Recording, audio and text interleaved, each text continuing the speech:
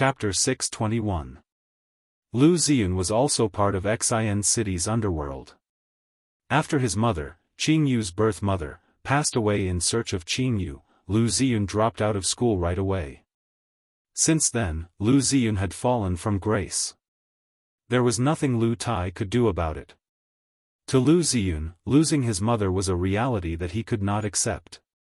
Lu Ziyun had been in the underworld for quite some time now. Lu Tai only knew that he had joined a gang in Xin City, but he did not know the details. Lu Ziyun had been in the underworld for so many years, but he was only at the bottom. Who was Brother Hu then? When Lu Ziyun had just joined the underworld, Brother Hu was already a high-ranking member of a big gang. Although Brother Hu was not a particularly reputable high-ranking member of the gang, Brother Hu's status was enough to crush Lu Ziyun. Hence, when Lu Ziyun saw Brother Hu, he was actually a little nervous and afraid. Naturally, Big Brother Tiger did not recognize a small fry like Lu Ziyun. But when Big Brother Tiger led his men into the courtyard of Lu Tai's house, he suddenly heard someone call out his name in a trembling voice. That person must have recognized him. Big Brother Tiger immediately became even more arrogant. Who would have thought that there would be someone who recognized him? Ha! Brother Hu's high-pitched voice dragged out as he led his men into the courtyard.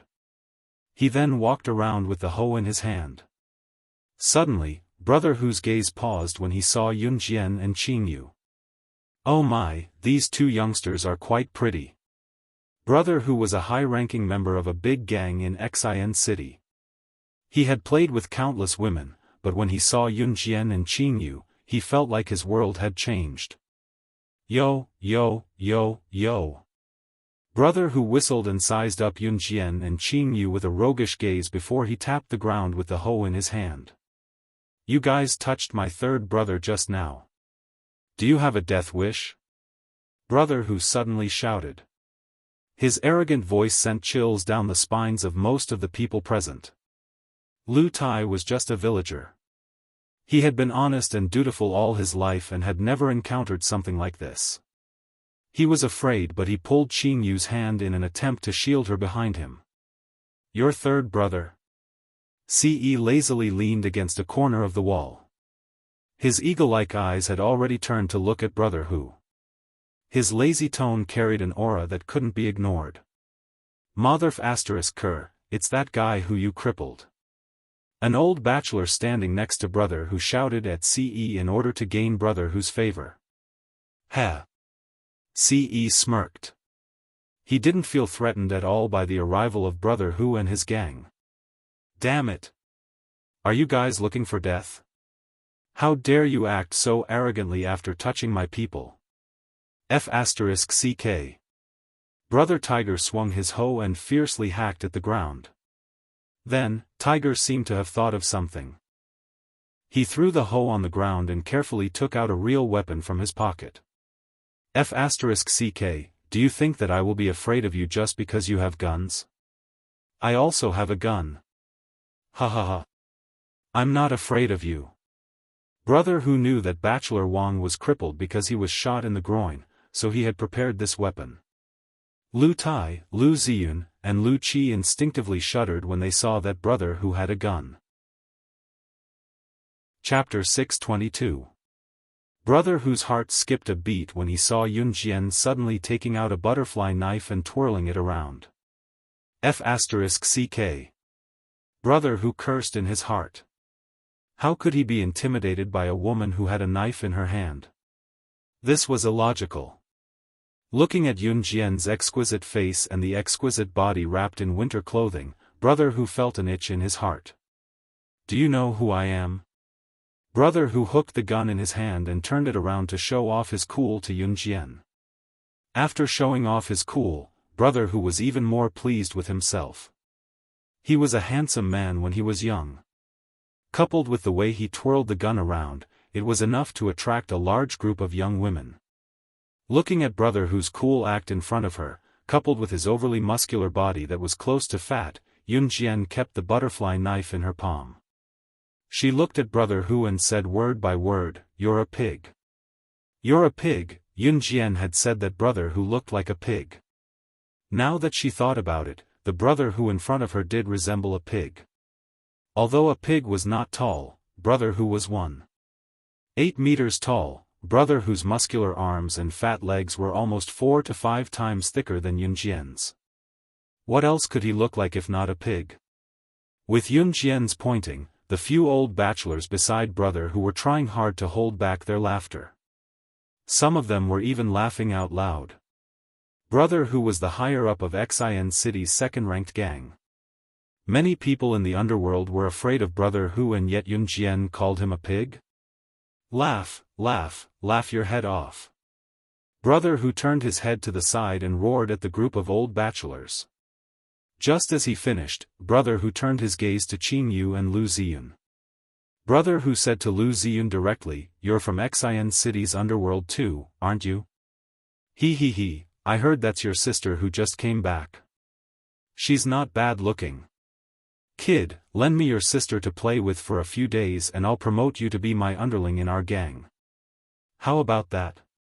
Brother who said to Lu Ziyun as if he was the one who was at a disadvantage. Lu Ziyun had been trembling just a moment ago, but upon hearing brother whose words, an indescribable rage suddenly erupted from within him. Qing Yu had suffered so much. Perhaps Lu Ziyun would blame his sister if he did not know. Even if Lu Ziyun did not know about Qing Yu's suffering, he only wanted to chase her away because he was too angry. Lu Ziyun was a gangster, but he was a man with dignity. There was no way that he would do something like exchange his sister for his position. Pfft! Get! If you dare to touch my sister, I won't let you off even if I die. Lu Ziyun roared out. His weak and feeble demeanor had been completely reversed in an instant. Even Qing Yu was shocked. Brother! Qing Yu cried out, touched. F***ck. Brother who roared, looking back and forth between Qing Yu and Yunjian. He was going to get rid of both of them today. Are you done with your last words? Just as brother who was going crazy, Ce cold yet domineering voice came from the side. Ce changed his stance when he heard him. He was no longer leaning against the wall but was walking over. What last words? F***ck. Who do you think you are? Brother who yelled when he realized what was going on. He was infuriated by Ce's words. Looks like you're done. You can die now. Ce did not even look up. Then, he held the gun in his hand like a magic trick. I have a gun too. However, before brother who could raise his gun, Ce's long fingers had already pulled the trigger.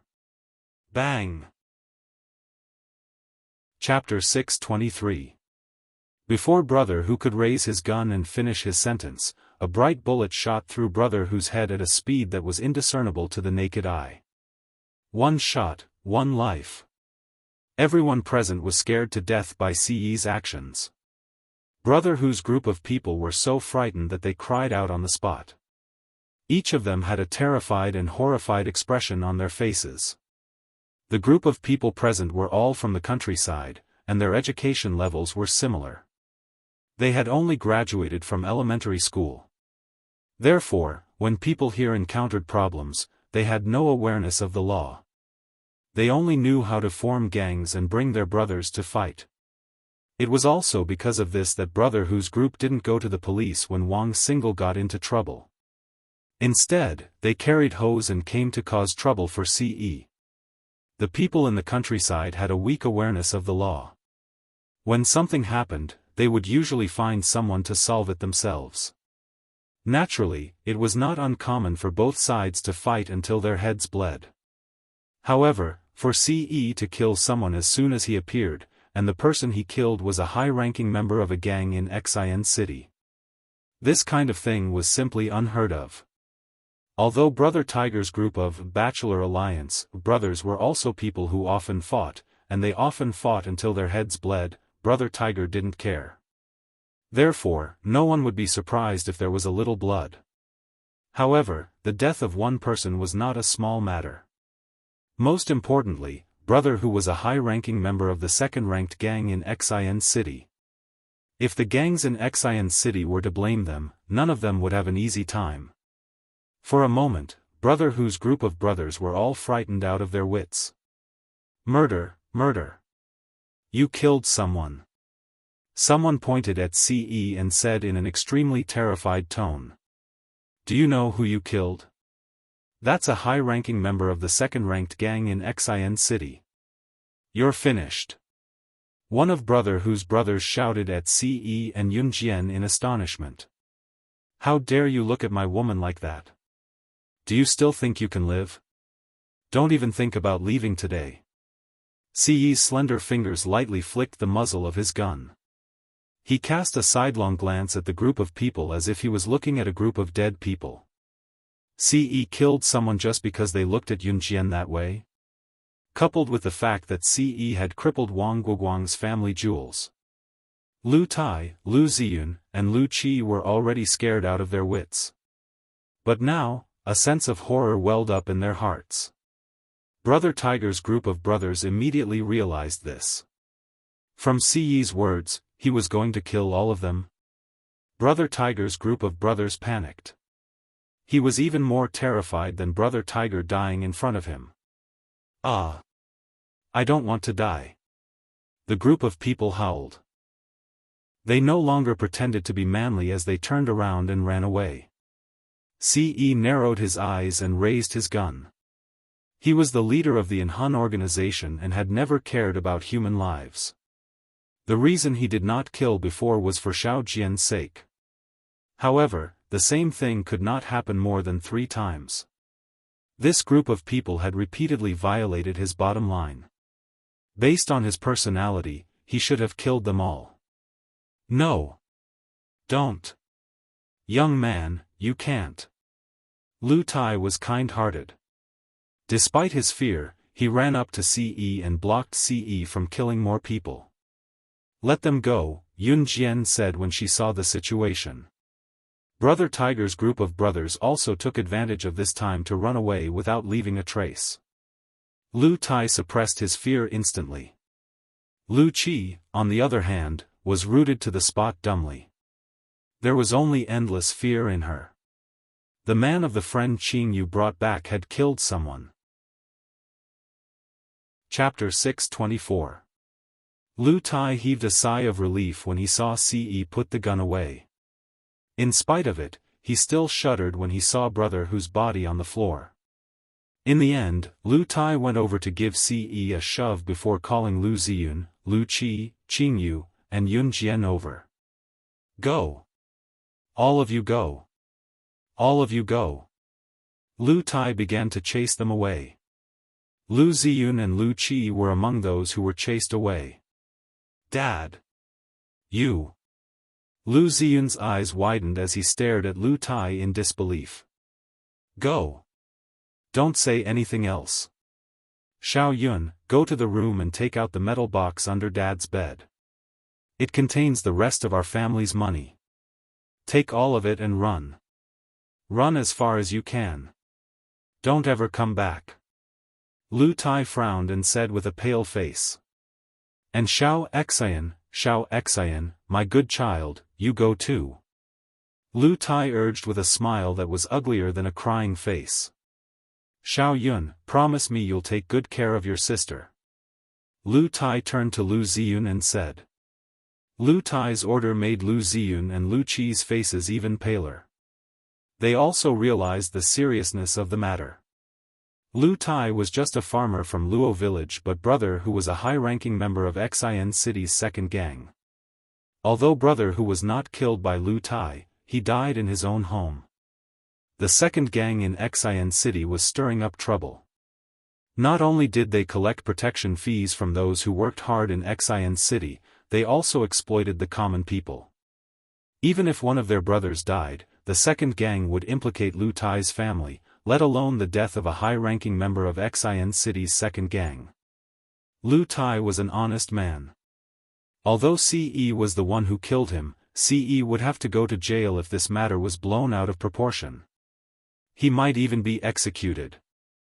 Lu Tai could not bear to see such a good child's life ruined just like that. After all, this was caused by Brother Hu and his gang. Although Lu Tai believed that Ce was being impulsive, he did not want to leave this place. On the other hand, Lu Tai himself was reluctant to leave the place where he had spent his entire life with his late wife. But considering his children, he decided to bring Lu Ziyun and Lu Qi along as well. Dad? We didn't kill them, so why should we run? Lu Qi was from Xian City, so she had naturally heard of the power of the second gang in Xian City. However, she couldn't understand why they had to run away when they weren't the ones who killed this man. Lu Tai's actions were obvious. He wanted to take the blame for Ce. Ce's black eyes flashed twice. He was also somewhat surprised. This person actually wanted to take the blame for him? Little Qi, listen to me. Lu Tai made up his mind and shouted at Lu Qi. No, Dad. Lu Qi treated Lu Tai like a father and daughter. Perhaps Lu Qi was not friendly to Qingyu, but she did not have any other thoughts toward Lu Tai. Just as Lu Tai and the other two were panicking, Yun Jian turned to look at Lu Tai and said, "No one needs to run." Lu Tai was stunned. He glanced at Yun Jian in surprise. But this, Qingyu, take that out. Yun Jian turned to look at Qingyu and ordered. Okay, Sister Jian. Qingyu nodded and took out an airtight container from her small bag while Lu Tai and his family watched in bewilderment. The airtight container was small, similar to those used for chemistry experiments, but it was airtight and the body fluid inside would not be poured out. After Qingyu took it out, she followed Yun Jian's instructions and went to Brother Hu's body under the family's shocked gazes. She opened the container and poured the fluid all over Brother Hu's body. Chapter 625. Lu Tai and the other two were already surprised when Yun Jian called Qingyu. After all, Qingyu was only Lu Xian to the three of them. Come to think of it, Qingyu had been away from home for so many years. According to her, she had even lived in an assassin organization. How could she have been using the name Lu Xian? Therefore, the three of them were relieved. What did Qingyu do though? She took out a sealed container that looked like it was from a chemical experiment. After opening it, she poured all the water in the sealed container onto Tiger's body. Here came the frightening part. Lu Tai had been a farmer his whole life. He had been a down-to-earth person, earning the fruits of his labor with his hard work. Lu Ziyun and Lu Qi, who lived in the countryside, did not have much exposure to such things. Brother Hu turned into a puddle of blood. This scene completely shocked the three of them. Ah! Corpse turned into a puddle of blood. The scene was even more shocking than Brother Hu being shot dead by Ce. If he had not seen it with his own eyes, Lu Qi would not have believed such an unrealistic thing. Lu Qi was already shrieking in shock. He covered his eyes and squatted down, trembling. This. Lu Tai was shocked as well. Lu Ziyun's mental fortitude was much better than Lu Qi and Lu Tai's, but when Lu Ziyun first saw this scene, the shock he received was no less than Lu Tai's. Little sister, you. Lu Ziyun's mouth was agape as he put on a look of disbelief. Qingyu put the lid back on after pouring the liquid from the sealed container and hid the item back into her bunny-patterned bag. Qingyu turned around and explained to the three of them, Dad, don't be scared. This is corpse-dissolving water. You'll be fine as long as you don't touch it. Younger sister, how could you bring such a dangerous thing with you? You. Before Lu Ziyun could finish his sentence, Qingyu interrupted him. Qingyu smiled and turned to Lu Ziyun to say, Brother, it's fine. Her bag has been modified. The material is special. Even if the liquid in the container spills out, it won't flow out of the bag. Yun Jian walked up to Qingyu and explained. Yun Yi, who was standing beside Qingyu, was equally shocked. Ce calmly covered Xiao Yunju's eyes, not letting Xiao Yunju see the bloody scene. Of course, Ce himself maintained his composure without a flicker in his eyes. Ha ha. Qingyu turned to smile at Yunjian. Her delicate baby face looked very gorgeous. As Lu Tai and the other two men panicked once more, Qingyu patted her bulging bag and teased Yunjian mischievously, "Sister Jian, this dissolving water is very expensive. I couldn't bear to sell it even when someone offered $10 million. You have to reward me well." Without a doubt, the corpse-dissolving water was the best divine tool for destroying corpses. "You can pick any of the branches under my name." Yunjian crossed her arms and replied to Qingyu with a smile. The conversation between Yunjian and Qingyu made Yun-Yi, who was clueless about the situation, suspicious. Ce was unfazed. Their conversation, however, had Lu Tai and the other two men rooted to the spot, dumbfounded. What? What? The corpse-dissolving water in Qingyu's hand was worth $10 million. US dollars. In 1998, a family in Luo village would only need a few hundred yuan for a month's living expenses if they had a simple meal. $10 million worth of corpse-dissolving water, what did that mean? Chapter 626. Yunjian had many subsidiary companies in her past life. When she was reborn, the company she stole from with her hacking skills had many subsidiary companies, but that company was managed by one of Yunjian's subordinates with the codename Alluring Demoness. The company that Alluring Demoness was in charge of was known as subsidiary companies in other regions and not in the headquarters. Subsidiary companies were not the head office. These subsidiary companies under Yunjian, even if it was just a subsidiary company, had at least $100 million worth of wealth. Ha ha, thank you, Sister Jian. Qingyu smiled sweetly. It was a mischievous grin. Lu Tai and the other two were rooted to the spot. Lu Tai was just a villager. To him, if he had more than $10,000 in cash, he would be considered one of the wealthiest families in Luo village. After all, the people in Luo village were basically poor and economically backward. Those who were rich had gone to the big cities to develop themselves. Most of those who stayed in Luo village could not leave. $10 million. When Qingyu said that the thing she had was worth $10 million, she used it just like that. In comparison, Lu Qi's reaction was the most intense. In the beginning, when Qingyu came back, Lu Qi treated her purely as a slave. Lu Qi had even made Qingyu wash all the clothes in the house and made things difficult for her. Qingyu did not say a single word of objection. Lu Qi, Lu Ziyun, and Lu Tai knew that Qingyu was rich. After all, Qingyu was wearing branded coats when she came back. They did not expect Qingyu to be so rich. They did not expect Qingyu's friend to be so rich as well. She offered to give Qingyu a subsidiary company right off the bat. A subsidiary company was still a company. This young girl was frighteningly capable. "Dad, why are you guys afraid of this person?" Qingyu turned to ask Lu Tai after her interaction with Yunjian. This person was naturally referring to Brother Tiger. Yunjian watched with her arms crossed. Sigh. At this moment, Lu Tai sighed and shook his head. "Sis, you should be asking me about this." As he spoke, Lu Ziyun scratched his head and said with a tinge of shame, "Don't laugh at me. I'm also from the streets of Xian City." With that, Lu Ziyun's face turned serious. That brother who is one of the higher-ups of Xian City's number 2 triad. If he was just a higher-up, we wouldn't have to be so afraid. But the problem lies with this brother who. His sister is the daughter-in-law of the number 2 triad. The second leader dotes on his wife very much, and the second leader and the first leader of the second gang in Xian City are blood brothers, and they are as close as real brothers. If something happens to Brother Tiger, it will directly involve the big boss of Xian City's second gang. The second gang's status in Xian City is not ordinary. I'm just a small punk, and my family is just an ordinary family.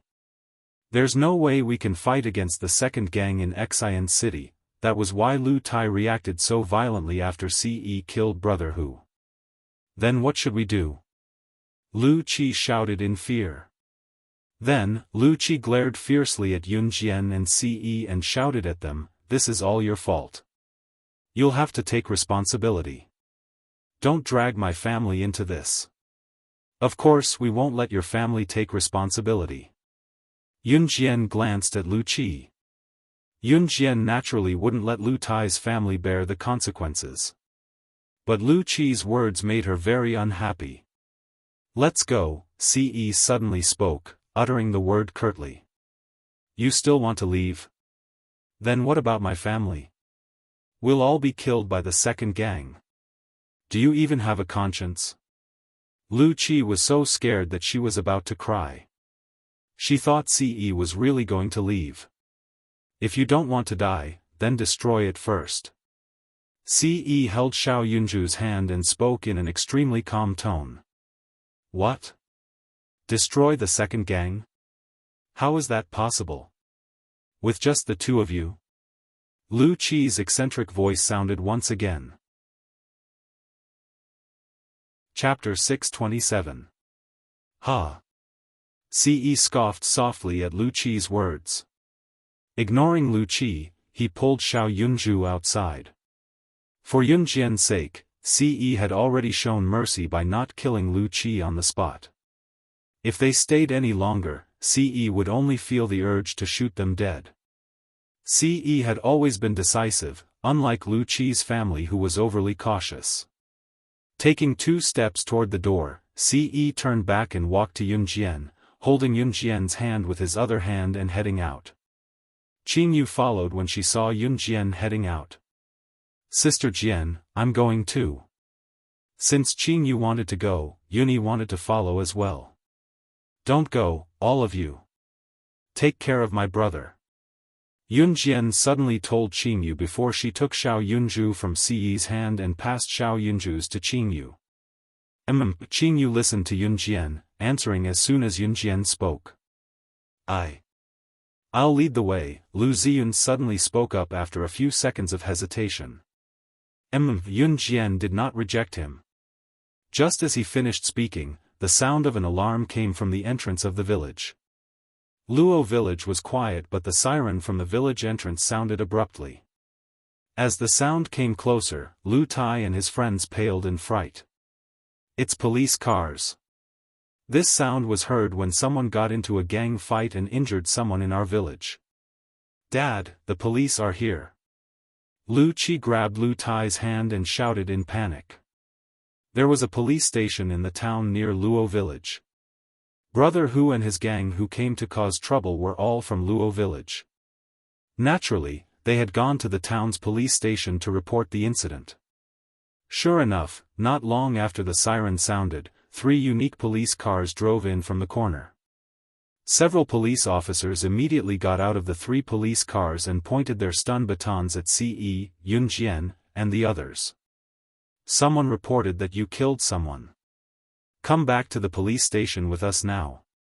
One of the more mature-looking male police officers came over and said. Then, this group of police officers also checked inside and outside Lu Tai's house. He didn't find anything out of the ordinary. After Qingyu turned Brother Hu's body into a puddle of blood, he cleaned it up without leaving a trace. Not a single trace was left at the scene. "No, I'm not going. I'm not going. We didn't kill her, it was him. It was this person. You can catch him." Lu Qi pointed at Ce and shouted. The group of policemen ignored Lu Qi and took everyone present away. Ce and Yun Jian did not resist. Everyone was brought to a police station called Shangjia Town, which was closest to Luo village. 2 hours later, everyone was released without charges. The moment they walked out of the police station, Lu Tai and the other 2 were dumbfounded. Lu Ziyun was even more incredulous. Looking at Ce who managed to walk out unscathed after killing Brother Hu just now, Lu Ziyun's heart raced wildly. "How did we get bailed out so quickly?" Lu Ziyun turned to look at Ce and asked suspiciously. It was brother whom Ce had killed. Yet, they were all released without charges? Ce ignored Lu Ziyun. Ce held on to Xiao Yunzhu with one hand and Yun Jian with the other as they walked out of the police station. Just as they stepped out of the police station, someone came up to them. Chapter 628. Ce nodded slightly as if everything was under his control. In spite of it, Adam's sudden appearance and his words shocked Lu Tai, Lu Ziyun, and Lu Qi, who had followed them out of the police station. The second mafia group in Xian City was second only to the first mafia group in Xian City. In Xian City, the second mafia group was an existence that could cover half the sky with one hand. Such a large mafia group was annihilated by this man who addressed Ce as young master. How was that possible? Who are you lying to? You annihilated the second mafia group? We've only been in the police station for 2 hours. How could you annihilate a powerful mafia group like the second mafia group? I don't believe it. Lu Qi said bluntly. Enough, Xiao Qi. Seeing how Lu Qi kept speaking, and how every word that came out of her mouth was overbearing, even her brother, Lu Ziyun, could not bear to watch any longer. He immediately roared at Lu Qi, "Stop it! Gu, you!" Lu Qi was unrepentant. "Young master, this woman dares to question you. Do you need me to kill her?" Adam was a violent man. He was not afraid that they were in the police station, so he pulled out the Desert Eagle from his belt and pointed it at Lu Qi. Lu Qi screamed again, hugging her head when she saw the real gun. "No need. Let's go," Yun Jian told Adam. How could he disobey the young madam's order? Adam did not forget that Ce had warned them not too long ago. Yun Jian's words were his orders and everyone in an Hun group had to obey. Otherwise, they would be punished severely. "Yes." Adam replied, and then he kept the Desert Eagle. Lu Qi breathed a sigh of relief after walking through the gates of hell once again. She was so scared that she almost lost her life. No one cared about Lu Qi's reaction. Ce turned to look at Adam and continued, "I'll leave everything here to you. Take care of everything." Did that mean that they were leaving? Qingyu quickly asked Yun Jian, "Sister Jian, you guys are going back to Longmen City?" "Yes." Yun Jian nodded. Since she could not stay in Qingyu's house any longer, she naturally left. Oh. Qingyu was reluctant. In fact, Qingyu was truly reluctant to part with Yun Yi. If Ce and Yun Jian were leaving, did that mean that Yun Yi was leaving too? Yun Yi suddenly spoke to Yun Jian, "Xiao Jian, I'll stay here for a while. I'll return to Longmen City after everything's settled. You guys go first." When Yun Jian heard this, she immediately nodded. Yes. Therefore, Yun Yi had a legitimate reason to stay. Adam also stayed behind to deal with the aftermath. Since Ce had killed Brother Hu, she should at least settle everything before leaving. On the other hand, Ce led Yun Jian and Xiao Yunzhu away. Before they left, Ce tossed the keys to her Lamborghini sports car to Adam for him to drive back. The reason why Adam could reach Xian City within 2 hours and annihilate the city's second-ranked mafia group was that he had taken a private helicopter over after receiving the news. The journey that was supposed to take at least 7 to 8 hours was a short while by helicopter. As for Adam's private helicopter, it was snatched away by Ce right away. Adam's private helicopter was parked in a large open space. There was a pilot in the private helicopter as well. Ce and Yun Jian came here with Xiao Yunzhu. Ce picked up Xiao Yunzhu, who was currently looking at the helicopter in amazement, swaying his head curiously.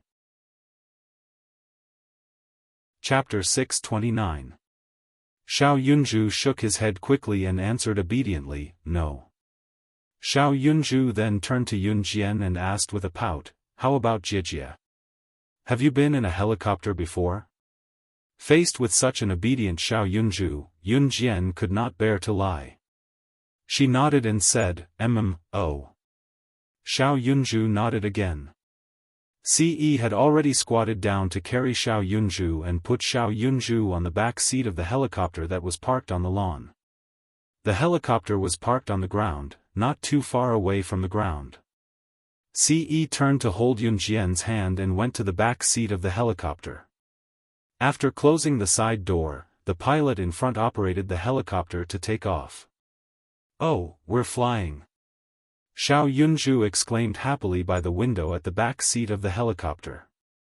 He even spread his arms in excitement. "Sit tight and don't move around," Yun Jian could not help calling out to him. Seeing how happy Xiao Yunju was, Yun Jian's heart warmed from the bottom of her heart as well. It was to the extent that Ce kept holding Yun Jian's hand. Even when he rubbed her soft hand with his large palm and took advantage of her, Yun Jian did not notice it at all. The helicopter reached Longmen City in just an hour. The helicopter had to land on a flat and spacious ground.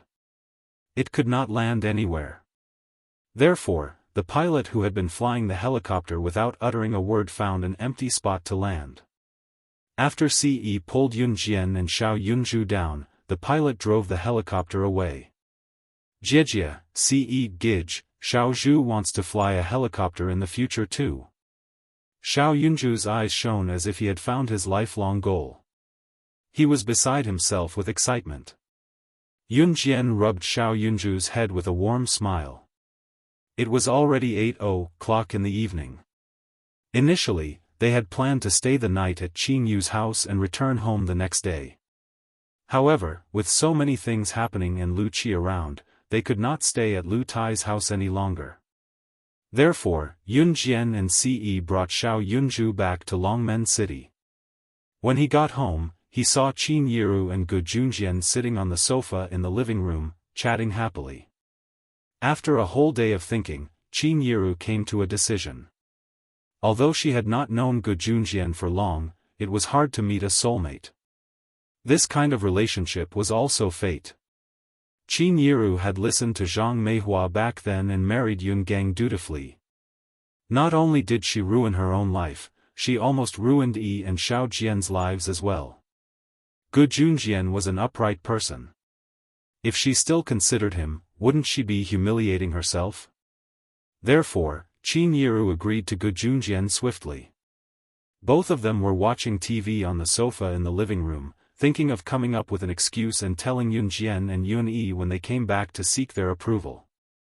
Unexpectedly, once the door opened, Yun Jian and Ce came back with Xiao Yunju. Qin Yiru and Gu Junjian were still stuck close to each other. Caught out of the blue, Qin Yiru jumped in fright and almost slipped on the floor. Gu Junjian reacted quickly and caught Qin Yiru's hand. Xiao Jian, why are you guys back so soon?" Qin Yiru asked guiltily. Gu said he wants to stay there for a few days, so we came back first," Yun Jian explained briefly. Qin Yiru's expression turned serious as she told Yun Jian with mixed feelings, "Xiao Jian, Mom has something to tell you." Chapter 630. What? Xiao Jian, you know about it? Qin Yiru was still hanging her head, thinking about how she should tell Yun Jian about it. She did not expect Yun Jian to already know about it. "Mom, as long as you're doing well and happy, I won't object. I'll support you with everything I have," Yun Jian said from the bottom of her heart. Humans had feelings. Although Yun Jian was a secret agent in her past life, she had already treated Qin Yiru as her biological mother in this life.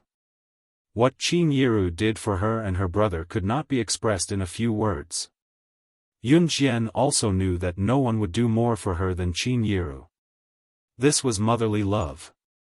Of course, if Ce heard what Yun Jian said from the bottom of her heart, he would be the first to stand up for her.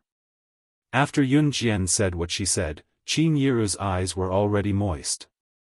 Her Xiao Jian had really grown up. Qin Yiru still remembered that her daughter was quite willful when she was young and her results had always been mediocre. It was only when the first semester of the third year of junior high school started that her results gradually improved. Before she transferred from Xinjiang town to Longmen City, she had even gotten first place in the 5-school joint examination. Qin Yiru was so proud back then. Xiao Jian. Qin Yiru's tears were about to fall. "Mom, don't cry. If you cry, I might disagree." Yun Jian chuckled. Amused by Yun Jian, Qin Yiru held back her tears and smiled through her tears. Gu Junjian had been standing beside Qin Yiru, patting Qin Yiru's shoulder to comfort her. "I wonder if Xiao Yi will agree," Qin Yiru muttered to herself with a frown when the atmosphere changed. After all, to Qin Yiru, if either her son or daughter disagreed with her marriage to Gu Junjian, there was no chance of it happening. To Qin Yiru, Yun Jian and Yun Yi were her life support and hope. "Mom, brother will definitely agree. I'm sure of it," Yun Jian said with a smile. Her brother, Yun Yi, still wanted Qin Yiru to agree to him and Qin Yu. Moreover, Yun Yi would definitely want Qin Yiru to live well. Qin Yiru was relieved even though she did not hear Yun Yi's reply. "Mom, let's go upstairs then," Yun Jian said to Qin Yiru and held Xiao Yunju's hand as they went upstairs. Qin Yiru nodded. She was already happily sitting down to discuss the marriage with Gu Junjian. Gu Yunjian's parents were no longer around. Qin Yiru and Gu Junjian were both married for the second time, so their wedding could be slightly simpler. However, the necessary ceremony had to be completed. Of course, it was still early for the wedding. At this moment, Yun Jian was already holding Xiao Yunju's hand as they walked to his room. Xiao Yunju was already sleeping alone. It was already past 8:00 at night. Xiao Yunju was still in his puberty stage, so he was already dozing off.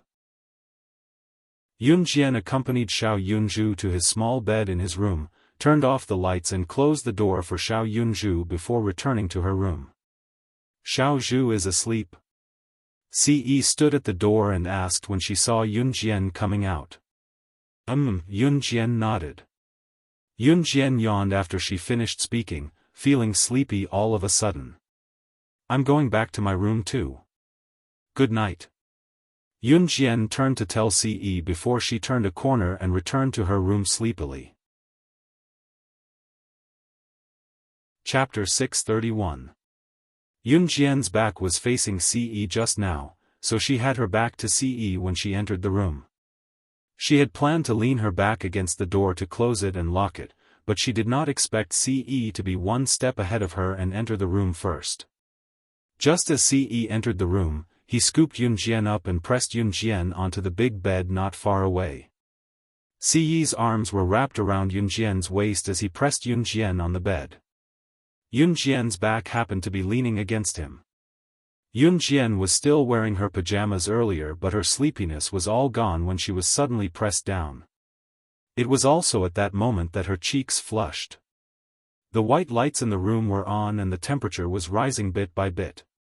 Yun Jian could even feel Ce's breathing growing heavier on her back. "Xiao Jian." Ce's masculine voice sounded like a starving beast that suddenly found food but dared not strike. Yun Jian was startled. She could clearly feel that Ce's actions today were more uncontrollable than before. "You." Before Yun Jian could speak, Ce had already flipped Yun Jian over and kissed Yun Jian's beautiful lips fiercely, tossing and turning. Unlike the gentle kisses in the past, this kiss was heavy and ferocious, like a torrential river. Yun Jian's heart was about to stop. As they kissed, Yun Jian's gaze gradually blurred. While Yun Jian was being kissed passionately, she suddenly felt a chill in front of her chest. Unbeknownst to her, her jacket and thermal underwear had been taken off. Yun Jian was startled as Ce's large palm moved to her bra. She pressed Ce's palm down in time. Ce was obviously intoxicated by the fragrant body. This was something he had never experienced before. Other than the tights on her lower body that were still intact, Yun Jian's upper body was only left with a bra. Her ample bosom was wrapped by the bra as she lay beneath Ce, fueling Ce's desire. Finally extricating herself from Ce's lips, Yunjian was pinned down and unable to move. Still, she panted a few times and blurted out what she wanted to say, "What's wrong with you?" Ce hugged her and bent over, burying his head on Yunjian's collarbone under her chin and asked, "Is your mom moving to Yunjian's house after she gets married?" Yeah. What's wrong?" Yunjian nodded. "Are you going to follow her?" This was what Ce wanted to ask the most. Junjian and Qin Yiru's wedding date shouldn't be too long. If Yunjian were to move out, how long would it take for him to see her again? If my mom moves to Officer Ge's house, I'll naturally follow her. Not only me, but Xiao Zhu will also go. Oh right, my brother will too. After all, this isn't my house.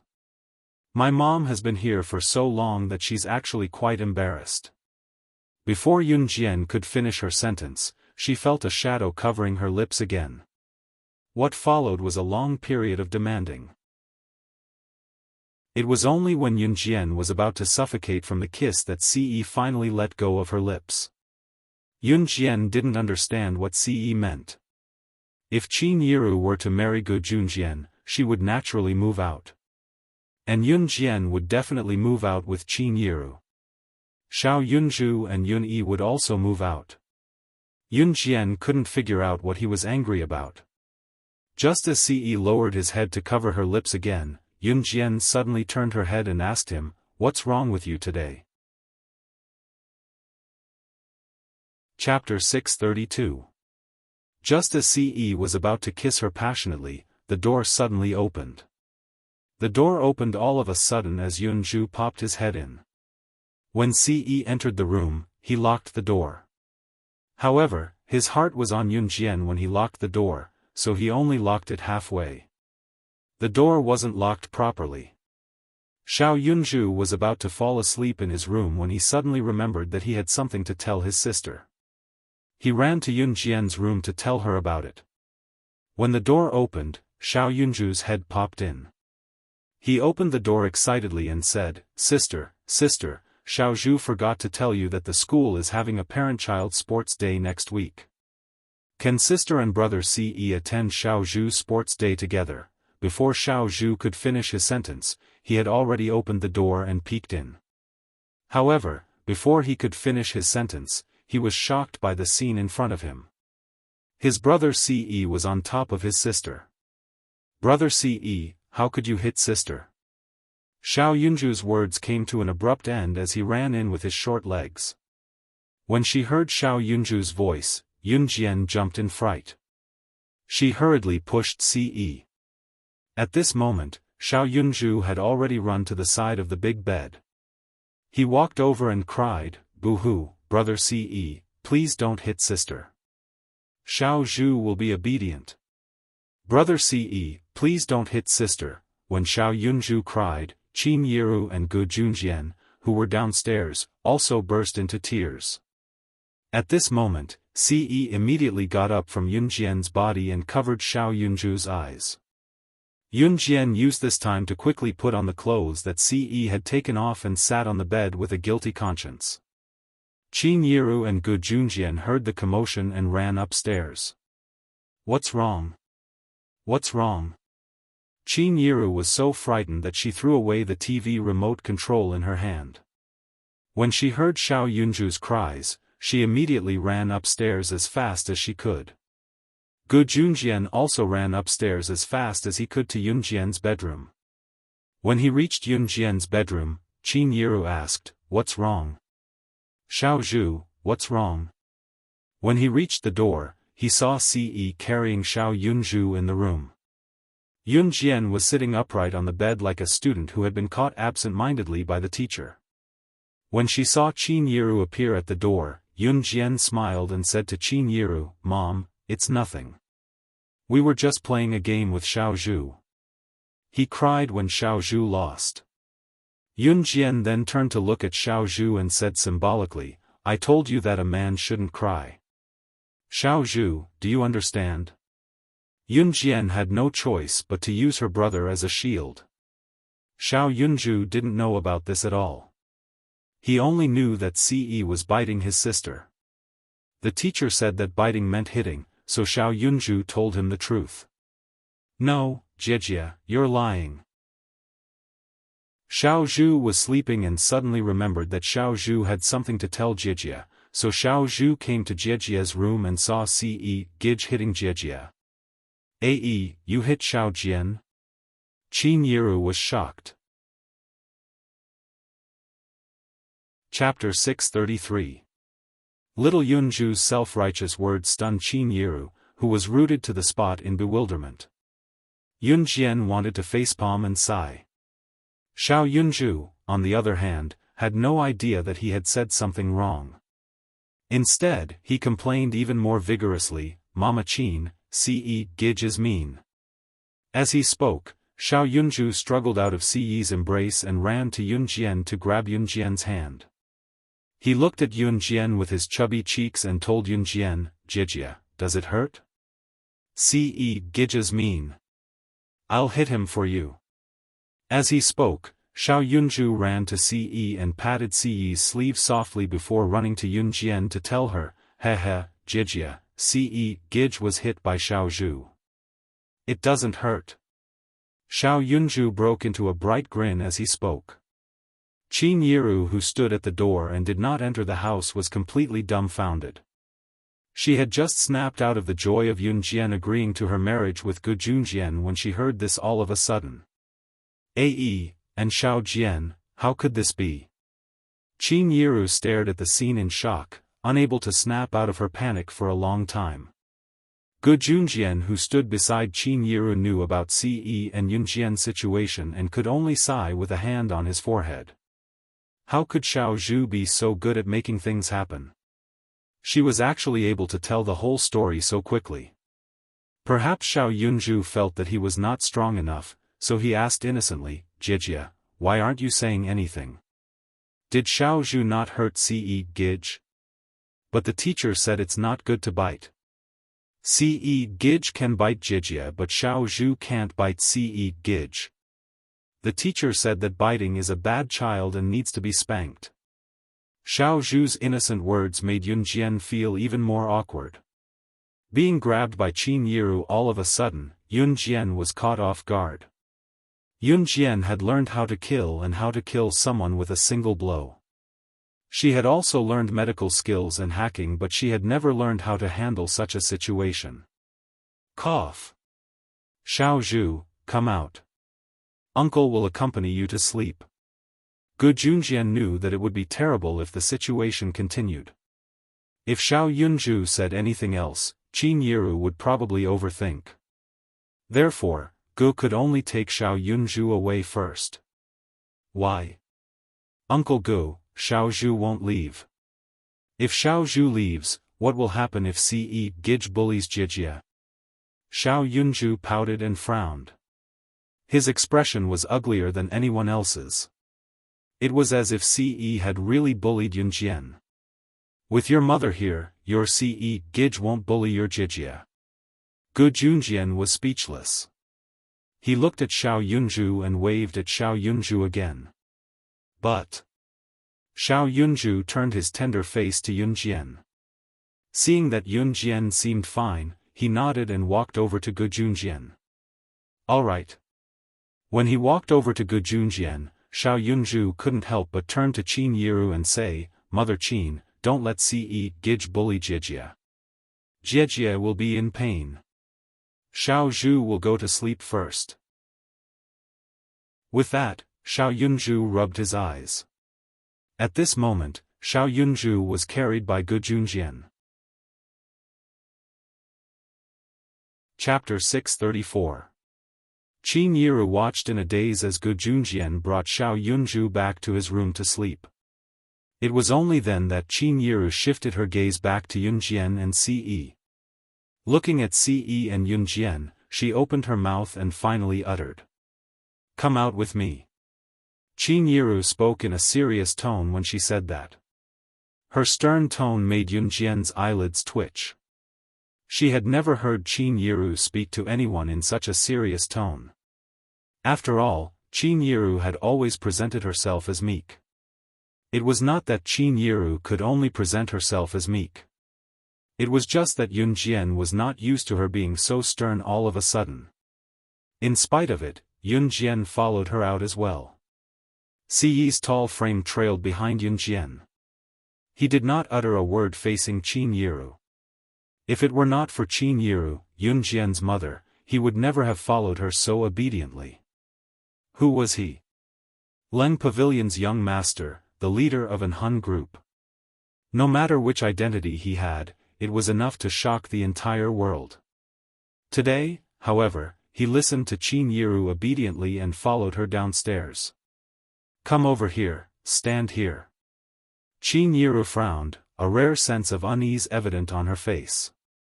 Yun Jian could not help gulping as well. Xiao Jian is my child. She's an obedient child. I've always thought that you're an upright child, but you've disappointed me so much. Qin Yiru looked at Ce as she spoke to Ce, looking uneasy. To Qin Yiru, her daughter and son were her life. She was even willing to exchange her own life for the lives of her daughter and son. Qin Yiru instantly understood what Xiao Yunju said just now, as Ce had forced Yun Jian, which was why she spoke to Ce so earnestly. "Auntie, Ce spoke, but before he could finish, he was interrupted by Qin Yiru. Other than Yun Jian, the only person who dared to interrupt Ce was Qin Yiru, whom Yun Jian cared about. Qin Yiru had no idea that if she was not Yun Jian's birth mother, she would not even be standing here lecturing Ce. Right now, the young master of Cold Pavilion, the leader of an Hun group, was standing in front of Qin Yiru and being taught a lesson by Qin Yiru as an elder. "Don't say it yet." Qin Yiru called out before she continued, "I've already told you everything. Auntie likes you a lot, child, but how could you do this to Xiao Jian? What if you get Xiao Jian pregnant? What are we going to do? Xiao Jian is still a virgin." Qin Yiru's tears were about to fall as she spoke. She tugged at Yun Jian's hand as the misunderstanding deepened. "Xiao Jian, let's go. We're leaving today. We can't stay in this house anymore. I'll take you away." Qin Yiru thought that Yun Jian had been eaten by Ce. As she spoke, Qin Yiru was about to pull Yun Jian upstairs. Qin Yiru was filled with regret. She had always thought that Ce was an obedient child.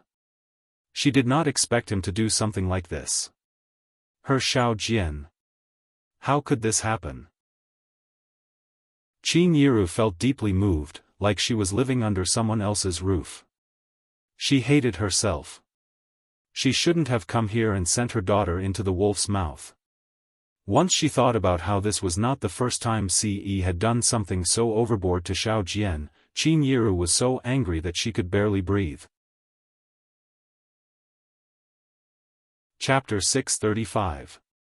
Qin Yiru thought that Xiao Jian was being forced and was not willing, so she had the urge to run away with her daughter when it came to Ce. "Mom." Yun Jian was shocked by Qin Yiru's emotional outburst as well. To Yun Jian, Qin Yiru had always been an amiable person. She did not expect Qin Yiru to go this far for her. Just as Qin Yiru was about to drag Yun Jian up to the second floor to pack her luggage and leave, she pulled Yun Jian up the stairs before she could explain herself. Ce was currently standing on the flat ground on the first floor. With long strides, he reached the stairs in 2 steps and grabbed the railing of the stairs with his large, well-defined palm before stepping lightly on the ground with 1 foot. In the next second, he leaped to the 5th step of the stairs from the flat ground, blocking Qin Yiru, who was about to run up the stairs. "Auntie," Ce called out softly. Qin Yiru was obviously fuming, but she could not bring herself to throw a tantrum at Ce.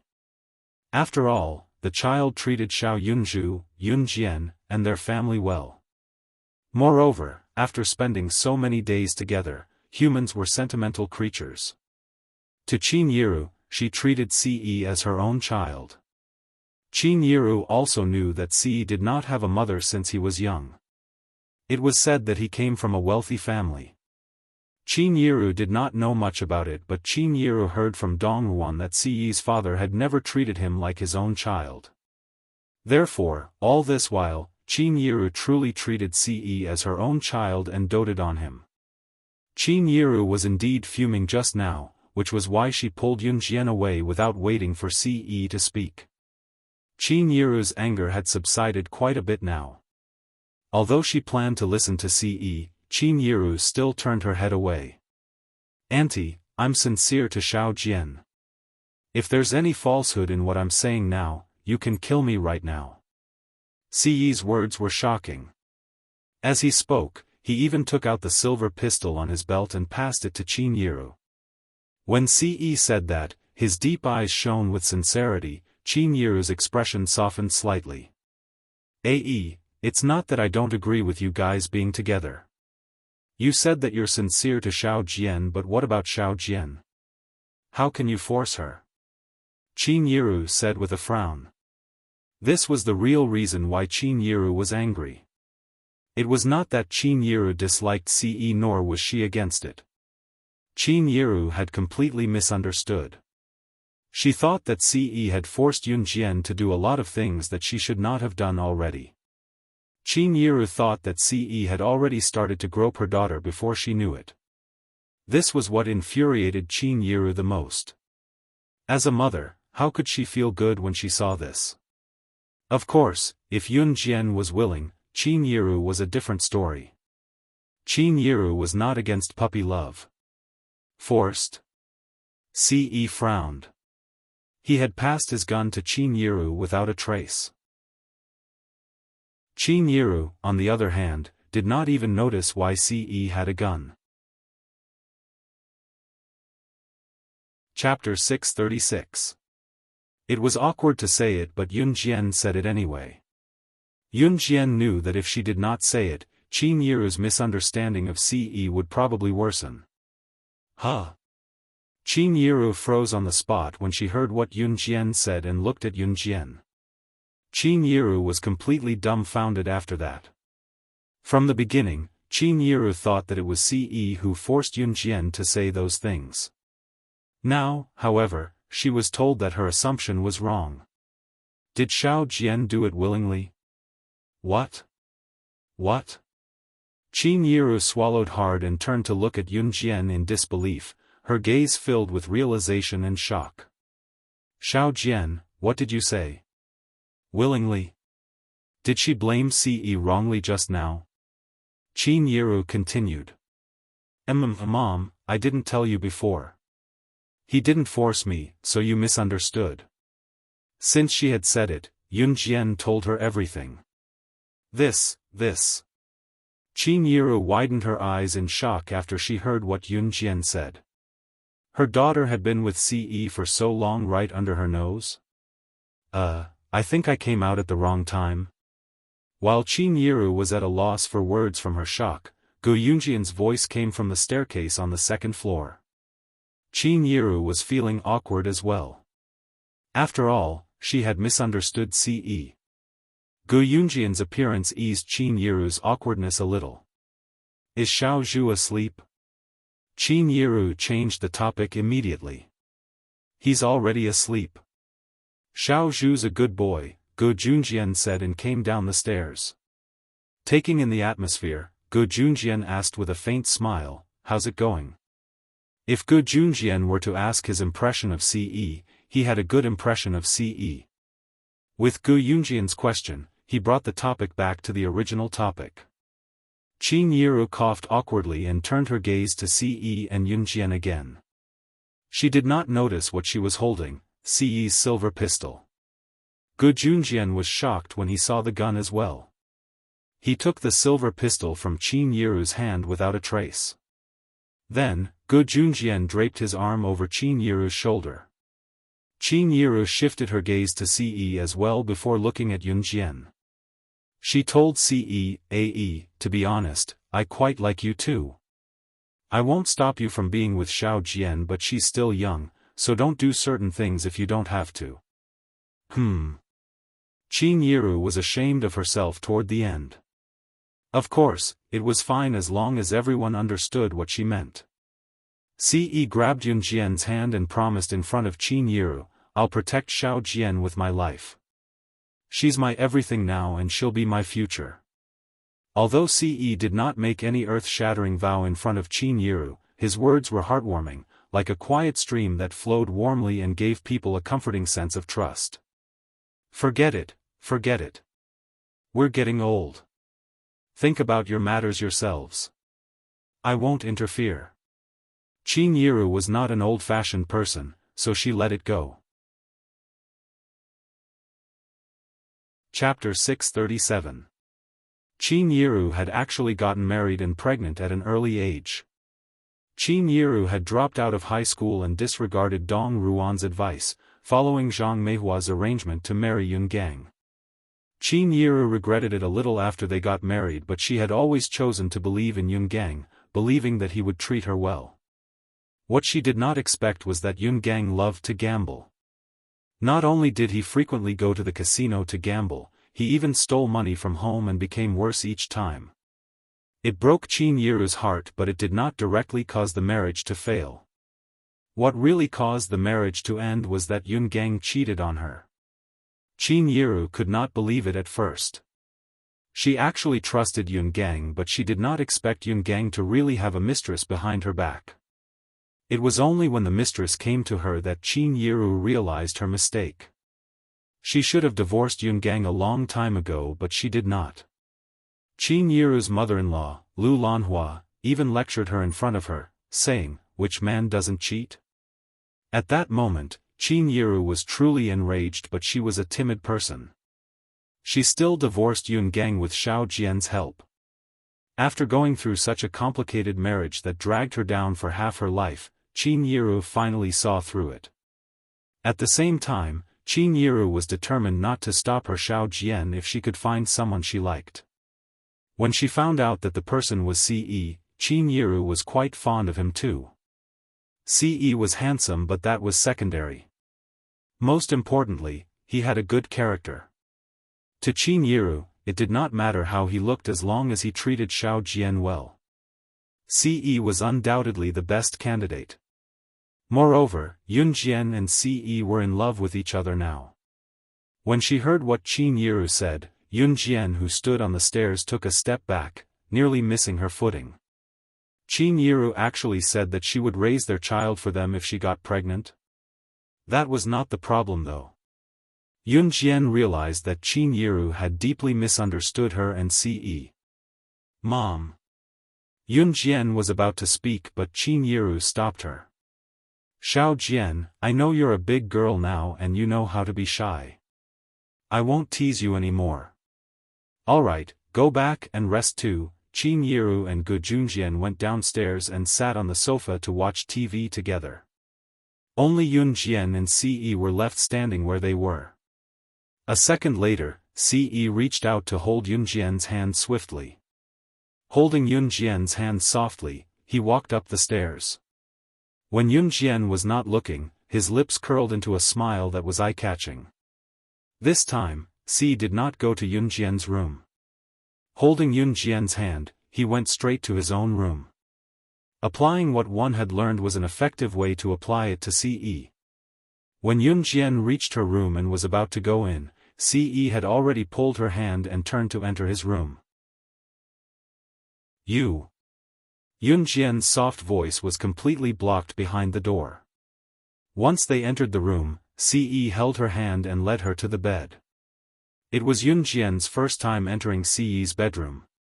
She looked around and saw that the room was decorated in navy blue. It looked rather simple. There was only a big bed in front of them and a long and wide desk beside it. Other than that, there was nothing else. Chapter 638.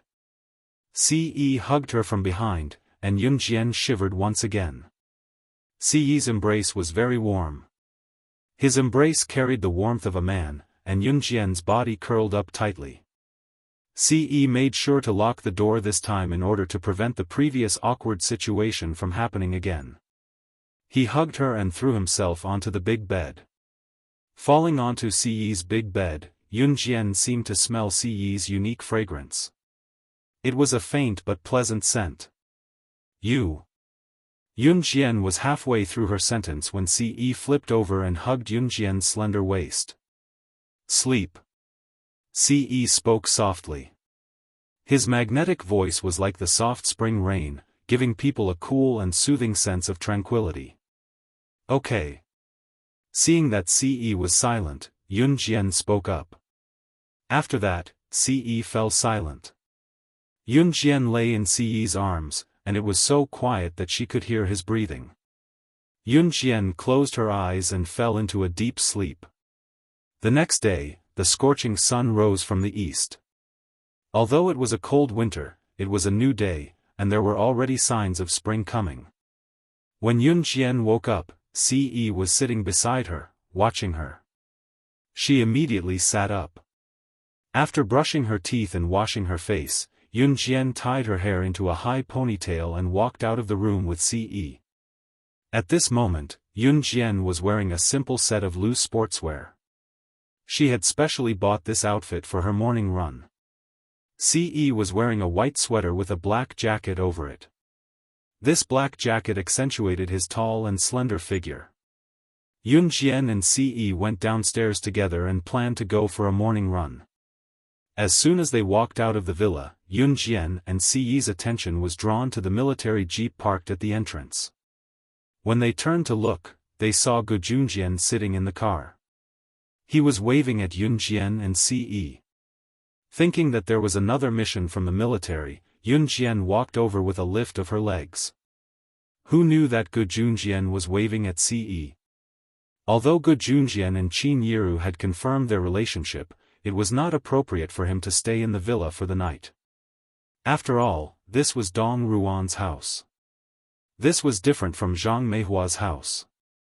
Actually, even if Dong Ruan knew that Gujunjian was staying here, she would not do anything about it. However, Qin Yiru felt that it was inappropriate. "Officer Gu, what's wrong?" Yunjian asked suspiciously when she saw Gujunjian waving at Siyi. "Look at this. It's yours, isn't it?" Gujunjian asked. He was still sitting in the military jeep with the windows down. Gujunjian took out Siyi's silver pistol and told Siyi. Siyi reached out to take the silver pistol from Gujunjian. "Hey, why did you give the gun to Yiru yesterday? Weren't you afraid that it would go off accidentally? Also, we don't allow guns here. You better hide it well, don't let anyone see it." After Gujunjian said that to Siyi, he laughed heartily and honked the car horn. He then drove off after saying goodbye. He was here to return Siyi's pistol. Yunjian was stunned. She did not bring a pistol with her when she was out on a mission. There was not much time to use a gun in the military. As for the butterfly knife, Yunjian always carried it with her. Chapter 639. When Yunjian and Siyi returned home from their morning run, Yunjian was already sweating profusely, but she didn't seem to be out of breath at all. It was normal for her to sweat. Siyi's physical fitness was obviously much better than Yunjian's. After he finished his run, there were only a few drops of sweat on his forehead. There was no trace of his morning run at all. It was time for breakfast when they arrived home. Gujunjian, who had gone to the army, was also sitting at the big dining table. There were several bowls of porridge on the table. Other than Yunyi's portion, everyone had a portion. There was also a small bowl of pickled mustard beside each bowl of porridge. Yunjian was already hungry, so she walked over with Siyi. "Xiao Zhu, are you done? We can eat now." Qin Yiru shouted towards the bathroom. Xiao Yunzhu immediately responded, "Mother Qin, I'm coming." As he spoke, Xiao Yunzhu had already washed his hands and was skipping out of the bathroom. "Sister, brother Siyi." Seeing Yunjian and Siyi, Xiao Yunzhu shouted happily. Children didn't deliberately remember things. Xiao Yunju had already forgotten everything that had happened yesterday. At this moment, Xiao Yunju had even forgotten that Ce had hit Yunjian yesterday. He was already skipping over to Ce.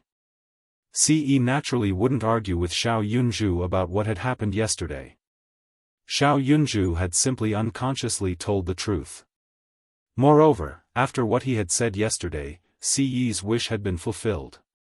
After all, he had gained Qin Yiru's approval, so he didn't have to be sneaky with Yunjian anymore. He could boldly lay his hands on his woman now. After being caressed by Ce, Ce reached out and stroked Xiao Yunju's short hair. Xiao Yunju skipped back to his seat. He picked up his small bowl of porridge and blew at it. Then, he poured some pickled vegetables into the porridge and swallowed them down. Xiao Zhu's school reopens the day after tomorrow. Due to the weather last semester, they didn't have a parent-child sports day. The school's notice says that they'll have a parent-child sports day as soon as school reopens. Xiao Jian, since you're reopening the day after tomorrow and I'll be at work by then, since you're home, Xiao Jian, AE, you two can take part in Xiao Zhu's parent-child sports day on my behalf. Qin Yiru drank a mouthful of porridge and said to Yunjian and Ce.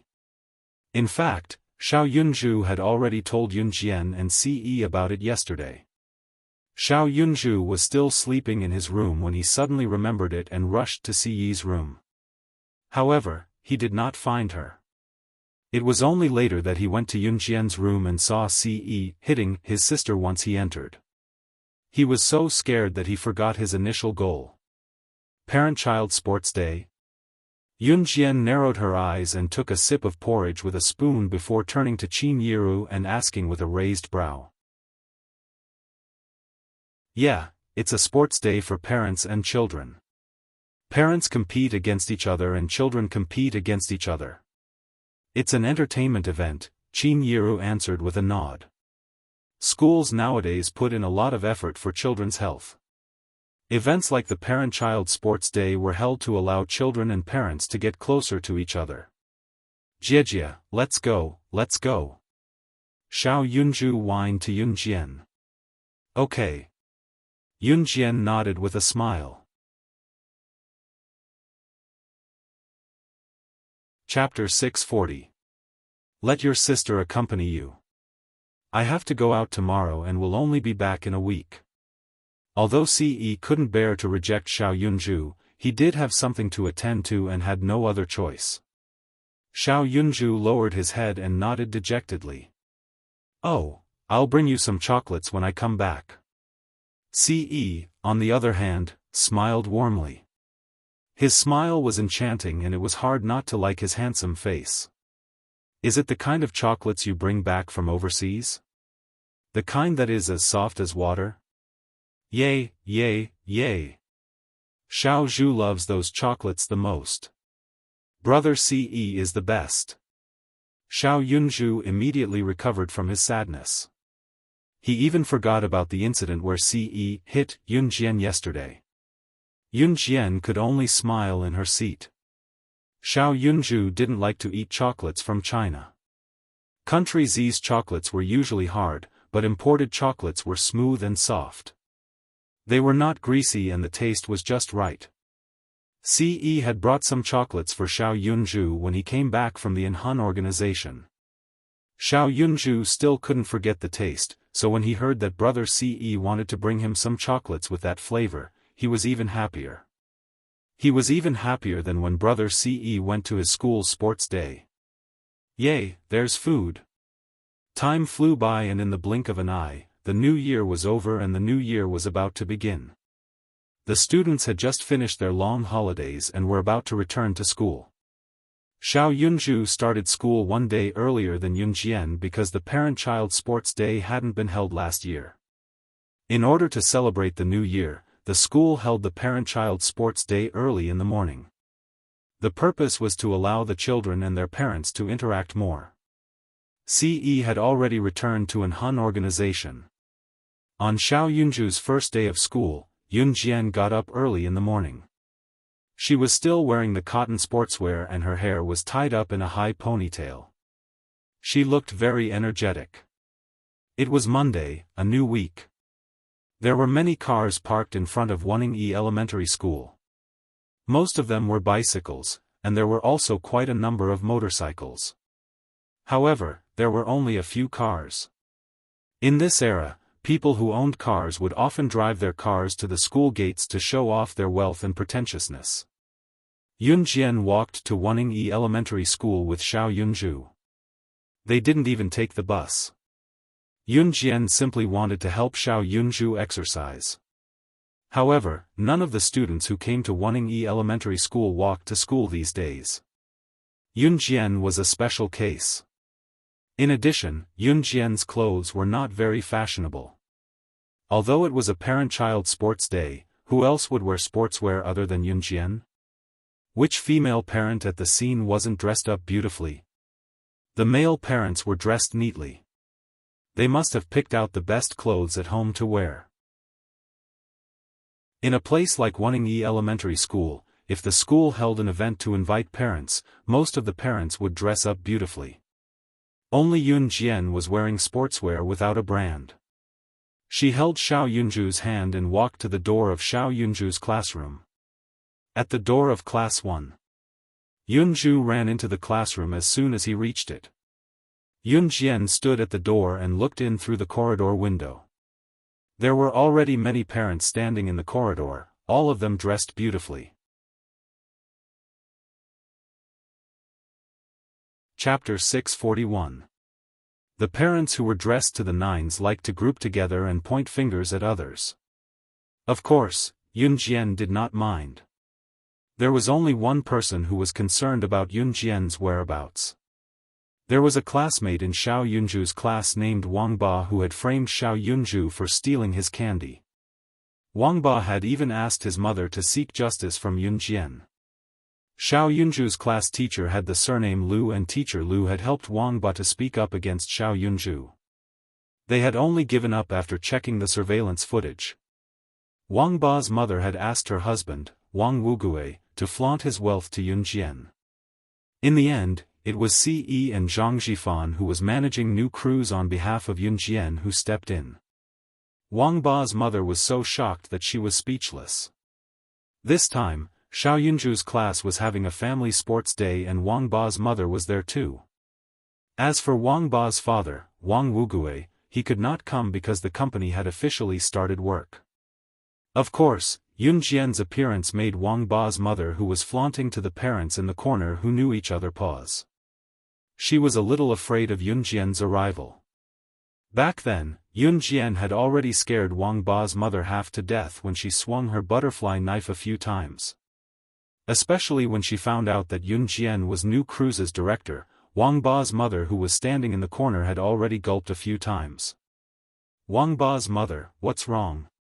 Is there something over there?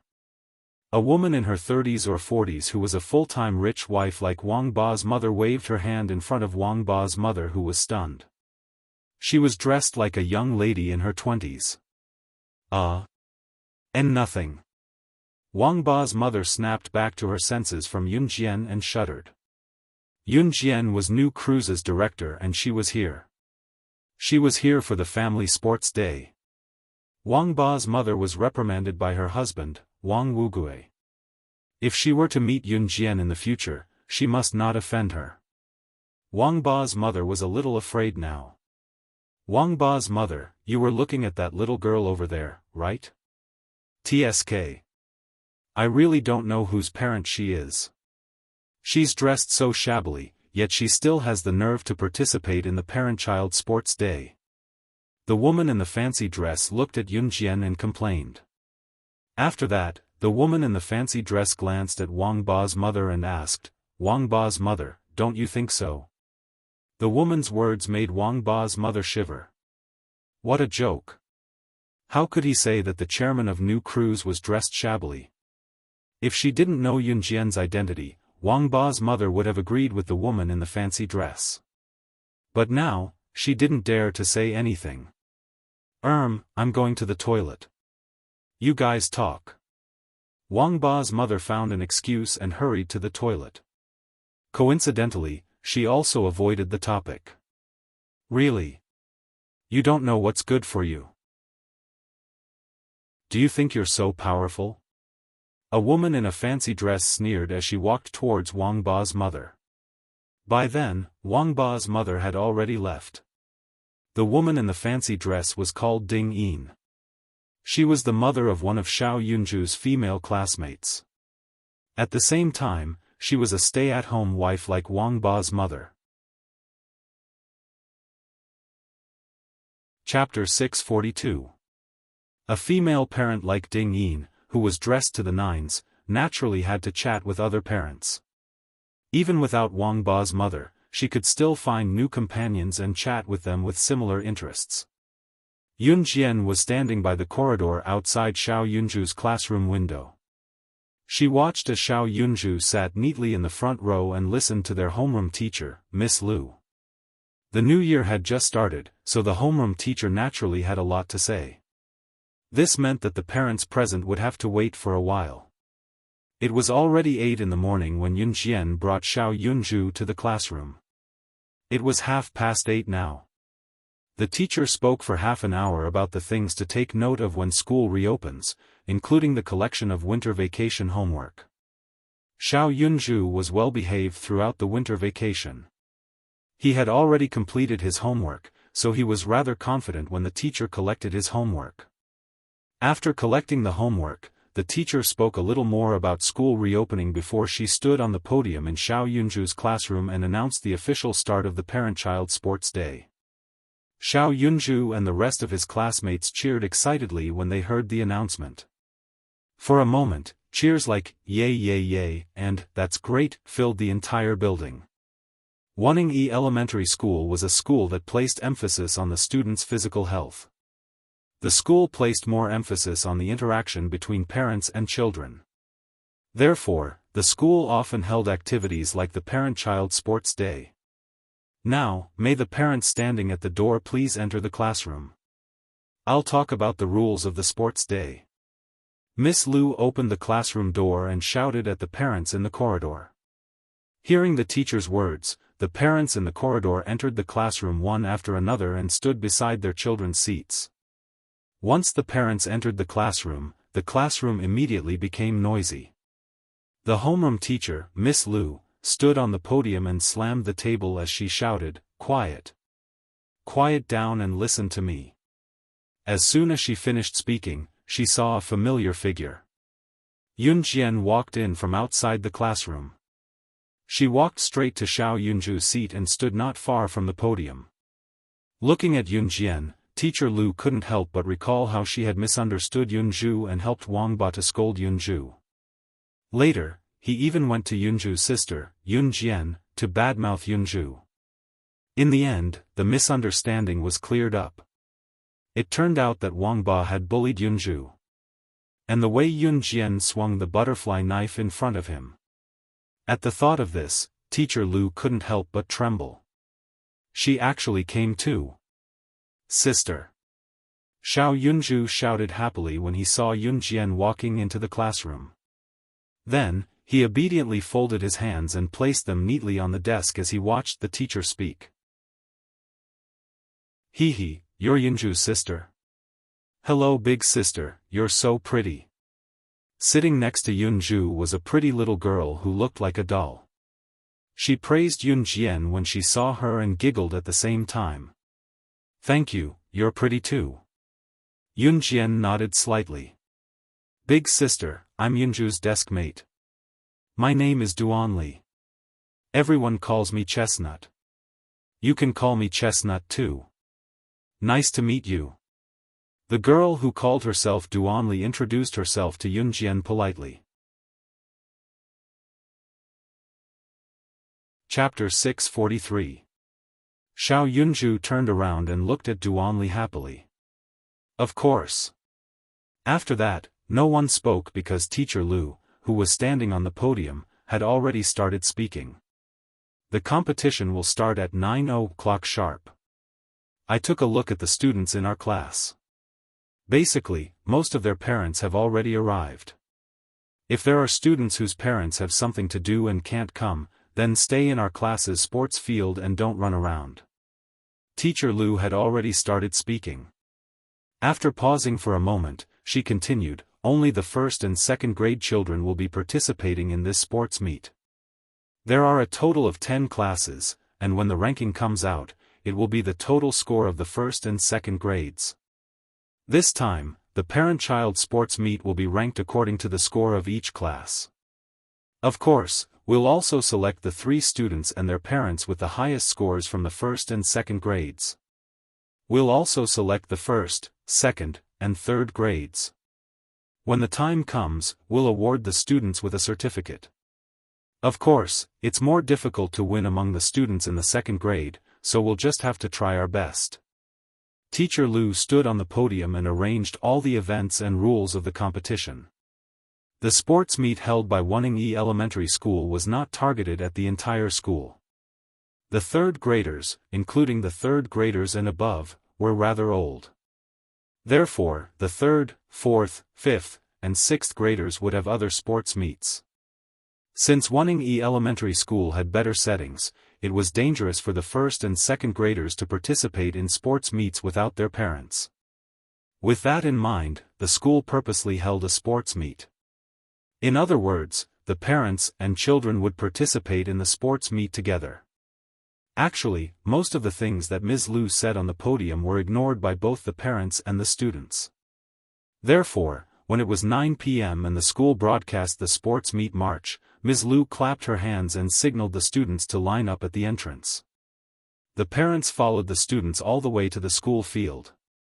Wuxia Elementary School's field was a short distance away from the school building, but if they walked from here, they would be able to walk around the surrounding buildings, so it was quite close.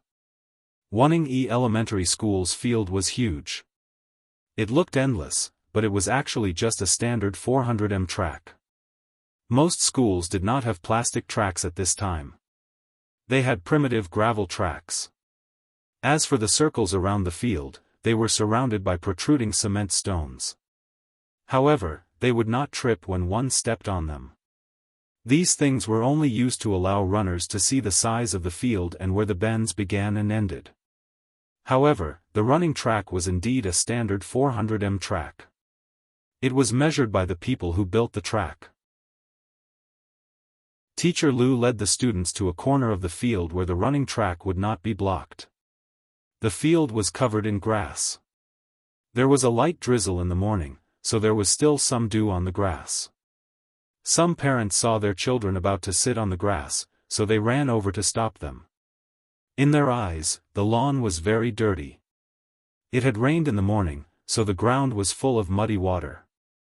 Although it wasn't much, it would dirty their clothes. If her clothes got dirty, she would look even more inferior than others. Yun Jian went over and plopped down beside Yunju. Chapter 644. Yun Jian, who was sitting on the lawn, naturally heard Ding Yin's words. She just felt strange. She didn't seem to have offended anyone, did she? Yun Jian only treated Ding Yin's words as wind that went in one ear and out the other. It didn't affect her at all. Sit down, children, sit down. Teacher Lu kept shouting, but the parents were indifferent. Some parents even pulled their children to prevent them from sitting on the lawn. There were no proper stools for them to sit on, but they had to sit on the lawn. In the eyes of some parents, this was a way to lower their status. Whether it was in this era or the modern era, there was a concept of wealth. Some people made friends not for friendship, but for money. Of course, there were people who made real friends, but it wasn't common. Ding Yin was holding a little girl in a doll costume. Although the little girl's appearance wasn't bad, she was as vain as Ding Yin. Her head was full of little braids. Isn't that so? How come the school nowadays dares to accept just anyone? Standing beside Ding Yin, a woman who was also holding a little girl in her hand said to Ding Yin with a flirtatious tone. This woman was actually the same age as Ding Yin, but she looked much older. After all, Ding Yin wasn't bad looking, but compared to Yun Jian, Ding Yin's appearance was probably a lot worse. This woman flirted with Ding Yin because she knew Ding Yin, and Ding Yin's husband was her superior. Even if it was a flirtatious tone, Ding Yin felt very good. Not long after Yun Jian and Xiao Yunzhu sat down, Duanli walked over with her slender short legs. She also sat directly next to Xiao Yunzhu and said to Yun Jian, "Little sister, I have nowhere to go. Can I join you?" "Sure, sit down. My sister is very nice." Before Yun Jian could say anything, Xiao Yunzhu took the initiative to invite Duanli to sit next to him. Children were the most enthusiastic when they played with each other. Soon, Xiao Yunzhu and Duanli started chatting. Yun Jian didn't think it was a bad idea. After all, children were the best companions in terms of age. "Yunzhu, I really envy you. You have such a nice sister." Duanli pouted. She held a small wooden stick in her hand and slid it on the ground. "My sister is really good to me, and so is brother Ce, mother Qin, uncle Gu, they're all very, very good to me. Oh right, if there's a chance next time, I'll definitely let you meet my big brother Ce." Xiao Yunzhu said happily. Sure. Duanli let out a big grin when she heard that. Students who are not accompanied by their parents, please do not leave your sports field. Now, students who are accompanied by their parents, please follow your parents to line up here. The sports meet is about to begin. Teacher Lu stood up and clapped her hands as she spoke to the students. "Chestnut, let's go line up," Xiao Yunzhu said as he stood up. Yun Jian also stood up. Duanli sat on the grass. When she heard Xiao Yunzhu's words, she suddenly lowered her head. At this moment, Yun Jian suddenly realized that Duanli didn't have any parents accompanying her. "My dad, he won't come." Duanli lowered her head. She forced herself to raise her head and said to Xiao Yunzhu, "You guys go. I'll be here cheering for you." Xiao Yunzhu was silent for 2 seconds. Although he was also a child, he could feel something.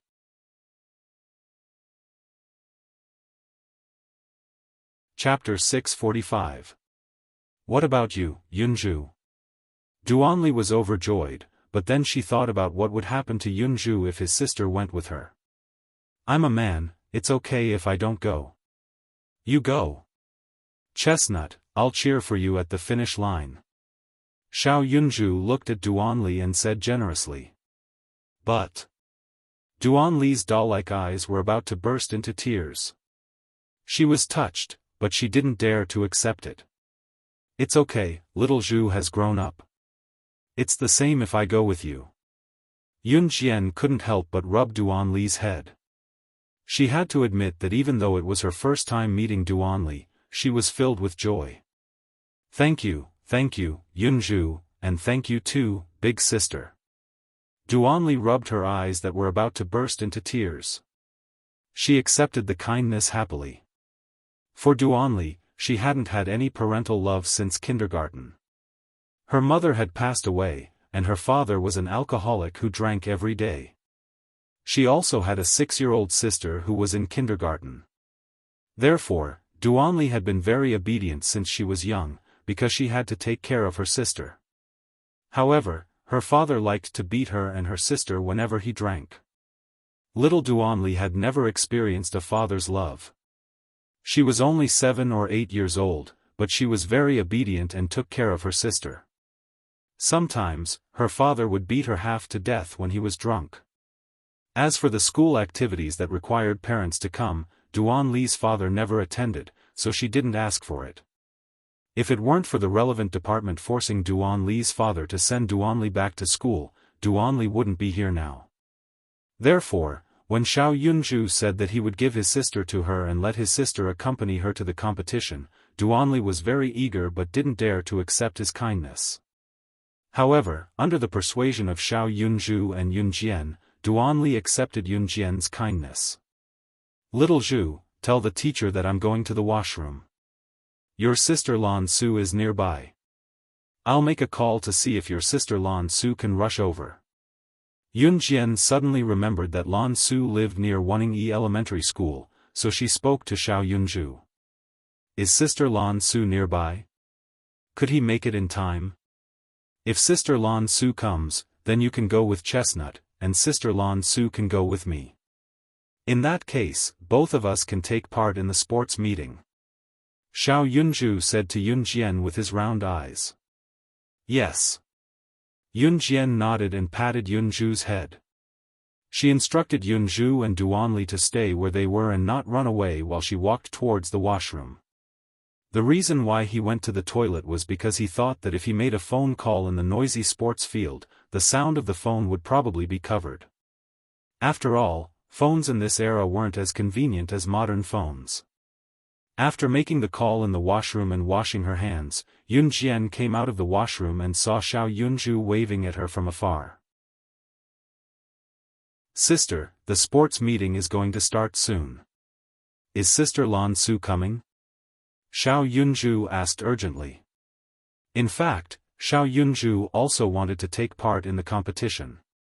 She should take around 10 minutes to get here, Yunjian said, then added, there's still time. At this moment, Ding Yin's child, who was standing in the distance, walked over while Ding Yin was chatting with the other parents. It was this fashionable little girl with many small braids on her head. Chapter 646. The girl was Ding Yin's daughter, Tian Pei. Tian Pei was just like Ding Yin, snobbish since young. In Class 1, which was Yunju's class, Wang Ba's family was the only one who was better off than Yunju's. Tian Pei had been taught by Ding Yin to play with the kids from rich families since she was young. Otherwise, she would not have pretty clothes to wear or pretty braids to tie. Tian Pei was scared, so she listened to her mother's words and played with the other students in her class who had good grades. Wang Ba loved to brag, so Tian Pei had been on good terms with him since young. Before Wang Ba snatched Xiao Yunju's candy, Tian Pei had been helping him bully Xiao Yunju in all sorts of ways. After Wang Ba snatched Xiao Yunju's candy, Ms. Lu went to Yunjian to criticize Yunju. Wang Ba's mother also scolded Yunju in front of Yunjian. In the end, they found out from the surveillance that Wang Ba had lied. After being threatened by Yunjian, Wang Ba realized that even his mother was not helping him. Wang Ba did not know what it meant to be the chairman of new crews. Kids at his age had fewer concerns, only knowing that he was being bullied. Therefore, Wang Ba joined forces with a group of kids to mock Xiao Yunju from time to time. Tian Pei was the one who helped Wang Ba to bully Xiao Yunju. However, Xiao Yunju was not a pushover. After being scolded for a long time, Xiao Yunju did not take their words seriously. However, this time, Tian Pei came over directly to scold Yunjian. This girl who was dressed rather prettily was speaking so blatantly to her younger brother the moment she came to her. Was she not exposing Yunju's shortcomings? Yunjian immediately shielded Xiao Yunju and Duanli behind her. She then glared at Tian Pei coldly and said, "Get lost." Yunjian did not want to say a single word more to him. As the saying went, like parents, like children.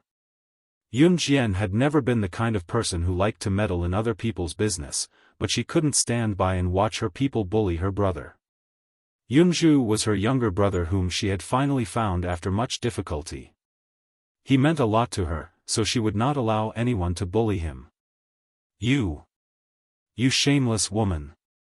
Humph, you're the one who bullied Wang Ba. He's already told me. Just you wait. Mom and I will definitely win the competition later. When the time comes, I'll be waiting for you to cry and beg us. Tian Pei was really shocked by Yunjian. However, Tian Pei was a little girl with a lot of guts. She came back this time purely to show off her power to Yunjian. As soon as she finished speaking, Tian Pei was so frightened that she ran back into her mother's arms. Yunjian just thought it was ridiculous. Sister, don't be angry. Just pretend that they don't exist. Xiao Yunju reached out and pulled Yunjian's sleeve. Sister isn't angry. Yunjian's mood improved slightly when she saw Xiao Yunju. Just as Xiao Yunzhu was obediently letting Yun Jian stroke his head, he suddenly pointed at the entrance of the field and exclaimed, "Sister, isn't that brother Adam?" Yun Jian turned her head and saw that Adam, who was wearing a cool black top and denim pants, had also seen them and was walking over. Yun Jian was a little surprised. Adam walked up to Yun Jian quietly and said to Yun Jian softly, "Young madam, young master asked me to come over. He can't leave right now, so he asked me to come over and listen to your instructions." Ce couldn't come over herself, so she asked Adam to come over and see if he could help. Ding Yin, who was watching from afar, watched the handsome Adam walk up to Yun Jian. She was still wondering how Yun Jian knew this seemingly rich Adam when another young girl rushed in from the entrance of the field. This young woman's clothes were conservative, but her hair was scattered around her head.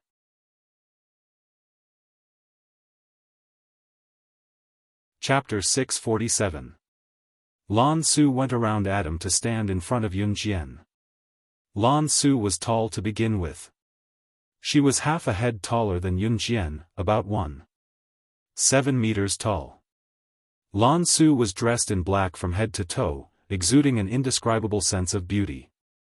Yun Jian's beauty was different from Lan Su's. Lan Su was tall with a hint of coolness while Yun Jian was delicate and delicate. If one were to compare them closely, Yun Jian's beauty seemed to be a cut above Lan Su's. Lan Su stood in front of Adam, blocking his gaze to Yun Jian. Adam was 1.8 meters tall. He wasn't considered short among men, but because Lan Su was rather tall, she happened to block Adam's view. Adam, who stood behind Lan Su, wondered, where did this woman come from? Adam, on the other hand, only needed to follow Yun Jian's instructions. Yun Jian explained to Lan Su that she was sent here to participate in the parent-child sports day. Yun Jian also asked Lan Su to bring Xiao Yunzhu to the competition while she went with Duanli. In fact, Yun Jian did not expect Adam to be sent here by Ce. "Young mistress, let me take her place in Xiao Zhu's sports day," Adam stood up and said to Yun Jian. He was referring to Lan Su. Adam and Mo Sun had been in Longmen City for some time. When Ce was in Longmen City, they were here as well. Adam and Mo Sun knew Xiao Yunzhu as well. When Xiao Yunzhu was not in school, it was Adam and Mo Sun who played with Xiao Yunzhu. It was hard to imagine, but it was the truth. Okay. If Ce Gij can't join the competition, Adam Gij can join me. Xiao Yunzhu was not close to Lan Su, so Xiao Yunzhu was on Adam's side. Yun Jian thought it was a good idea. Lan Su was from Yulong mainland after all, and Lan Su had never participated in such a competition before. After all, to Lan Su, everything in this world was new and interesting.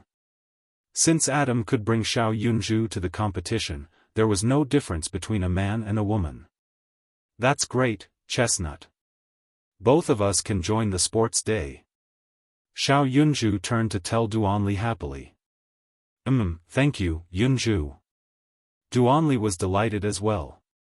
Teacher Lu, who was gathering the crowd from afar, shouted again, "Yunzhu's parents, please bring your classmates and line up here, our first event to toe." Teacher Lu shouted from afar. Lan Su stood in place and said to Yun Jian, "I'll wait for you here." Yun Jian nodded and pulled the two lively children, Xiao Yunzhu and Duanli, towards the teachers. Adam glanced at Lan Su with a squint from the side before he went to Yun Jian. The first event was a competition of physical strength, commonly known as running. However, the events of the parent-child race were different. Usually, people ran straight away. The rule of the first event was that parents had to run with their children. Xiao Yunzhu's class was in the first grade. There were 5 classes in the first grade. The number of parents in each class was not large. Most of the parents could not participate in the parent-child sports day because of work. Xiao Yunzhu's class had basically all the parents in the class. This was a special case. The first event was for parents to carry their children and run 400 meters back to the finish line as soon as the whistle sounded. all the parents in the first grade from the 5 classes ran together. The final ranking was announced. When all the parents in the first grade stood at the starting point and carried their children, they were a little nervous. After all, they had graduated for so many years and had not exercised like they did when they were students for a long time. Only Yun Jian was carrying Duanli and Adam was carrying Xiao Yunju. They were not nervous at all. Chapter 648. In front of a group of rich ladies, Ding Yin was considered a respectable person. Even Wang Ba's mother was not as respectable as her. Ding Yin's husband was a high-ranking official, so it was very useful for these rich ladies to make friends with Ding Yin. Therefore, Ding Yin was quite confident in front of a group of rich ladies. Being praised by the rich lady next to her, even a group of parents who didn't know her turned to look at Ding Yin. Ding Yin was even more confident, but she looked at Yun Jian with disdain.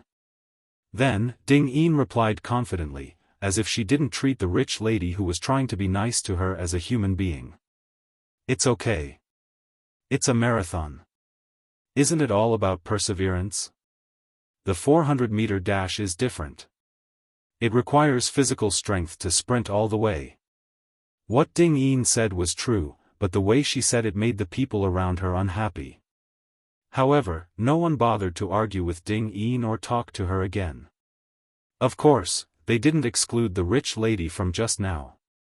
The rich lady who spoke just now obviously wanted to curry favor with Ding Yin, so she said again, I can't even carry a child.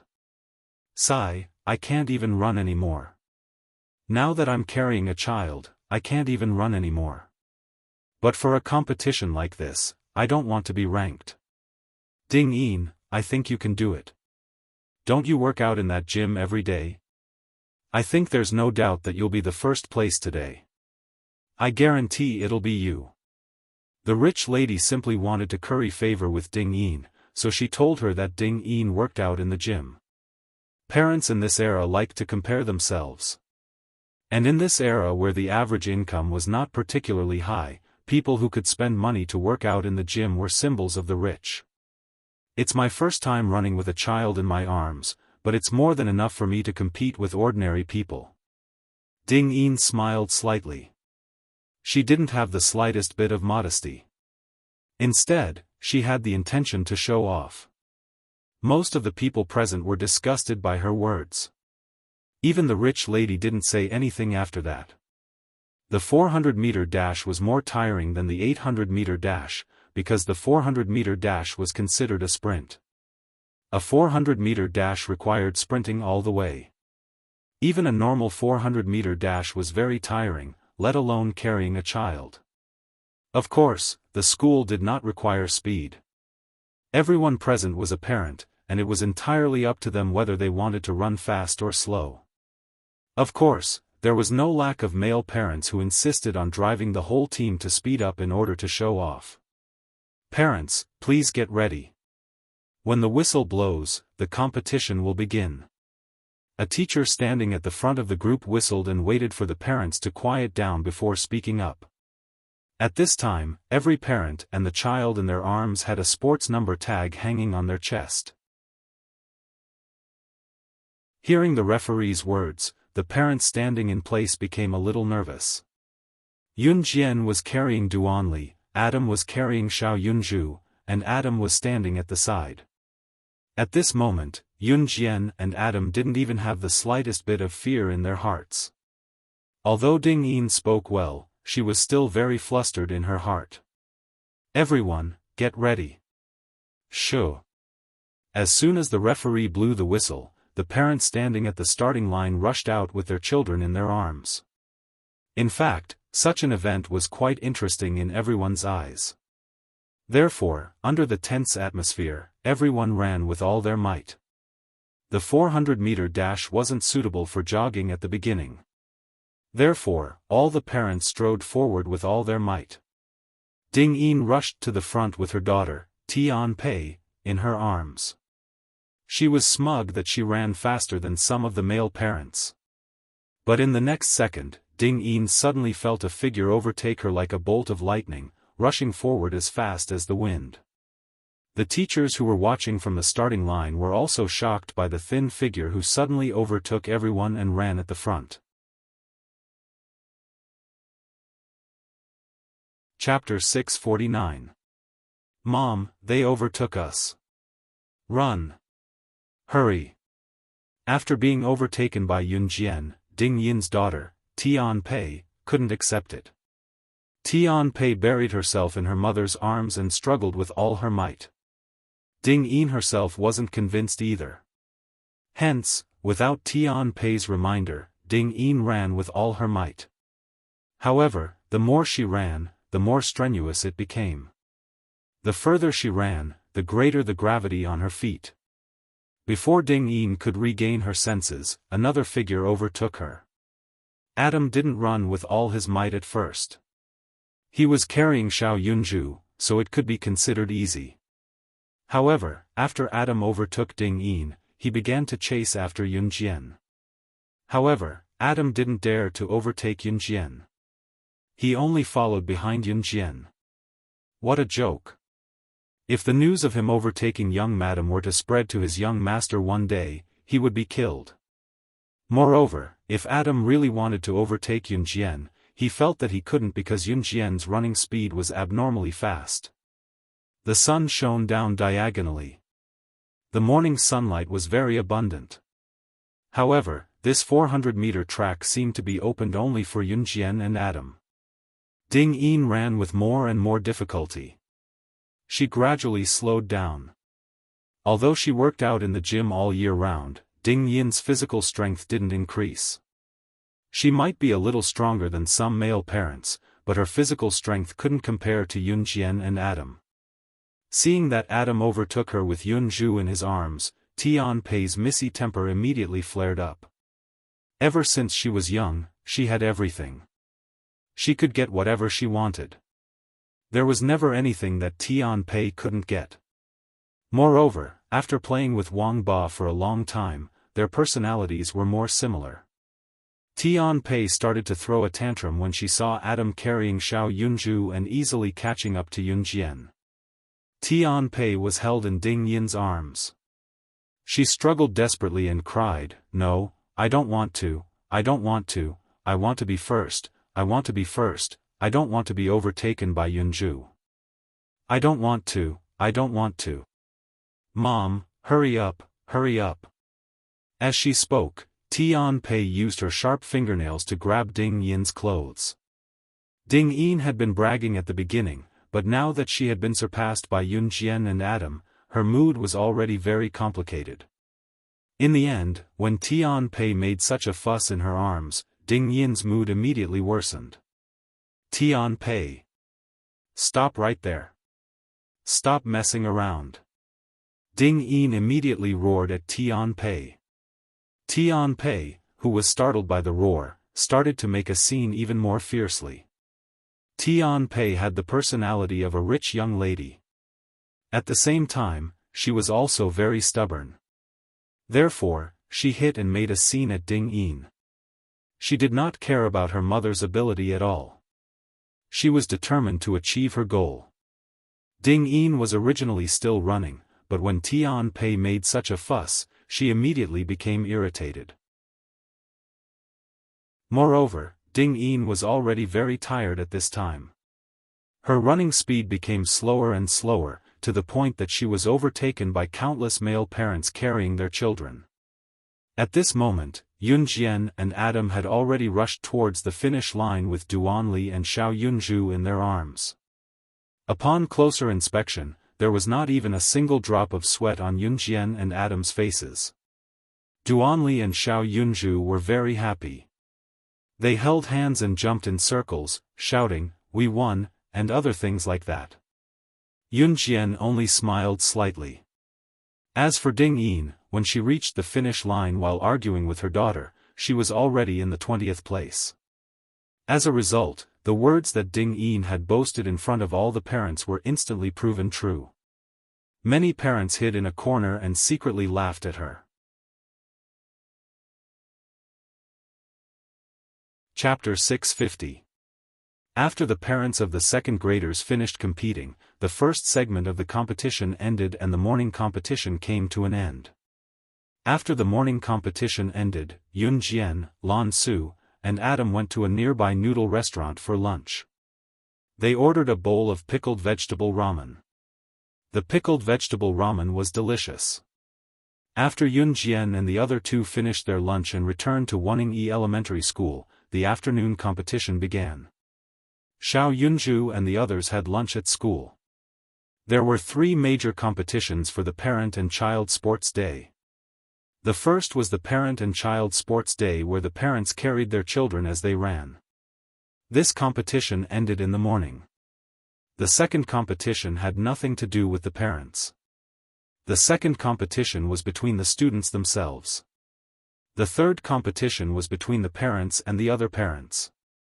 The second competition was open to all students and the parents could watch from the side. For this competition, there was a 20-meter distance. The students would jump back and forth using frog jumps to see who was faster and who scored higher. The scores were all calculated by the school, so it was absolutely fair. Yun Jian brought Xiao Yunju and Duanli to the queue to wait. Because the frog jumps were open to all students and only a few student scores could be registered at a time, it was more time-consuming. Therefore, the third competition for the parents was also held at the same time. Yun Jian brought Xiao Yunju and Duanli to the second round of frog jumps to register. Xiao Yunju and Duanli said that they did not need her to accompany them. At this moment, Yun Jian turned around and went to the third round of parent competitions with Adam. The afternoon sun was scorching. Lan Su was holding an umbrella and was sitting on the lawn looking into the distance. As she looked around, she spotted Yun Jian out of the blue and broke into a smile with her usual icy face. At this moment, Yun Jian had already walked forward. At the place where Lan Su was looking, Adam's figure appeared. She moved away without a trace. Xiao Yunju and Duanli were standing beside a flower bed, waiting for the teacher to register. Both of them had sports number tags on their chests. At this moment, there were still many students in front of them who were participating in the frog jump. Xiao Yunju and Duanli listened to Yun Jian's words and held hands so that they wouldn't get separated. Duanli blinked her adorable eyes. She stole a glance at Xiao Yunju and said, "Yunju, that man is so beautiful. Is he the CE you were talking about?" Children would ask whatever they thought of. Even though Xiao Yunju had called out to Adam as Big Brother Adam when they first met, Duanli definitely wouldn't intentionally remember it. No, Big Brother CE is even better looking than Big Brother Adam. When Big Brother CE comes back, I'll definitely let you meet him. Xiao Yunju said. Oh. Duanli blinked and nodded. At this moment, a beautifully dressed girl with many small braids on her head walked over. When the girl walked over, she walked up to Duanli without saying a word. She reached out and pushed Duanli to the ground. Duanli and Xiao Yunju were originally holding hands because of Yun Jian's words. However, when the girl pushed Duanli, she fell and their hands broke. What are you doing? Xiao Yunju looked at Tian Pei who had suddenly appeared in front of him. He suddenly felt a surge of anger and roared at Tian Pei. Humph, who told you to beat me? You deserve it. Tian Pei spat at Xiao Yunju. Then, she scolded Duanli, you pitiful worm without a mother. You can only rely on others to win. Shame on you. Shameless. Tian Pei knew that she couldn't beat Yunju. Even Wang Ba from their class couldn't beat Yunju. Therefore, Tian Pei pushed Duanli, who was closer to Yunju, away. Hearing Tian Pei's words, Duanli lowered her head. Chapter 651. When Tian Pei was pushed to the ground by Xiao Yunju, she immediately started wailing. Tian Pei was a strong-willed girl. She didn't cry and just kept screaming. However, no one paid her any attention. Even the teachers didn't dare to step forward. Some of them pretended not to see Tian Pei screaming. After all, it was fine as long as the child didn't cry.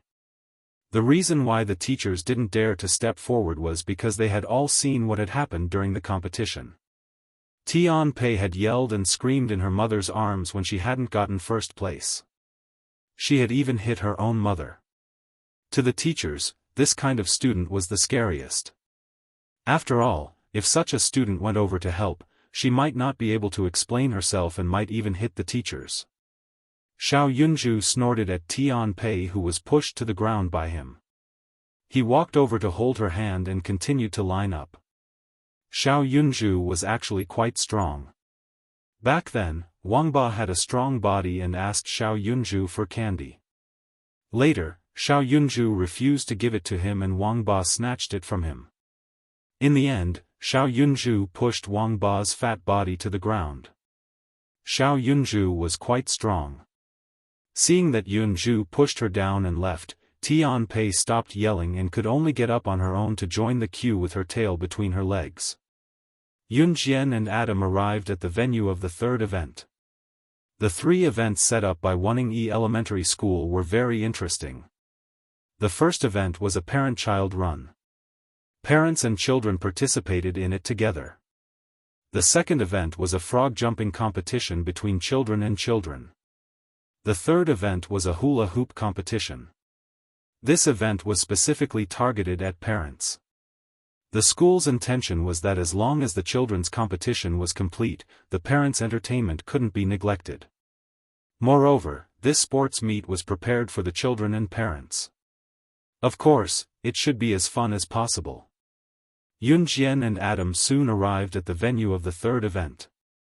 It was only when they arrived at the venue of the third event that Yunjian and Adam realized that the third event was hula hooping. Yunjian pursed her lips. She had learned a lot of things in her previous life, but she had never spun a hula hoop before. Although Yunjian knew how to play with hula hoops, she had never touched one before. To be honest, she didn't care about the kosha mercenaries and came to this place to play hula hoop. If Snake, Lizard and the others knew about this, their jaws would probably fall off from laughing. Adam looked at the row of prepared hula hoops, pointed at himself, and asked Yunjian, Young madam, this. Can I get her to spin this for me? He didn't know what Lan Su was called, so he could only use she instead. No. Yunjian cast a sidelong glance at Adam and immediately rejected his words. What a joke. Asking Lan Su to spin the hula hoop. Lan Su came from the Yulong mainland. She probably didn't even know what a hula hoop was. How could she spin it? Adam swallowed his saliva, but he could only listen to Yunjian. He didn't forget how young master instructed him to listen to young madam's arrangements. If he dared to disobey, he would be waiting for the cruelest punishment from an Hun organization. Yunjian and Adam each picked up a hula hoop. Ding Yin, who was standing not far away, happened to see this scene. She could tell at a glance that it was Yunjian and Adam's first time playing this. Therefore, before the competition started, Ding Yin walked over. As she walked, she sneered at Yunjian and Adam, Yo, is this your first time playing this? That's a pity. But coincidentally, I know how to play this and I'm very familiar with it. Why don't I teach you? Chapter 652. While Ding Yin was speaking, Adam had already put the hoop on his head awkwardly. He put it down and hung it on his waist. This scene was strange no matter how one looked at it. As one of the four leaders of the Hun organization, Adam, who could intimidate a large group of businessmen and politicians and make countless people bow down to him, was actually playing hula hoops here. If this were to be spread out, it would probably make others laugh until their teeth fell off. We don't know each other well. Yunjian glared at Ding Yin. She knew Ding Yin's motive. She wanted to see her make a fool of herself. Ding Yin had been watching her for a long time. If she couldn't see through Ding Yin's eyes, then her years as a secret agent in her previous life would have been for nothing. Ding Yin sneered at Yun Jian in her heart when she heard Yun Jian's words. However, she still had a smile on her face. Don't be like this. We're all classmates.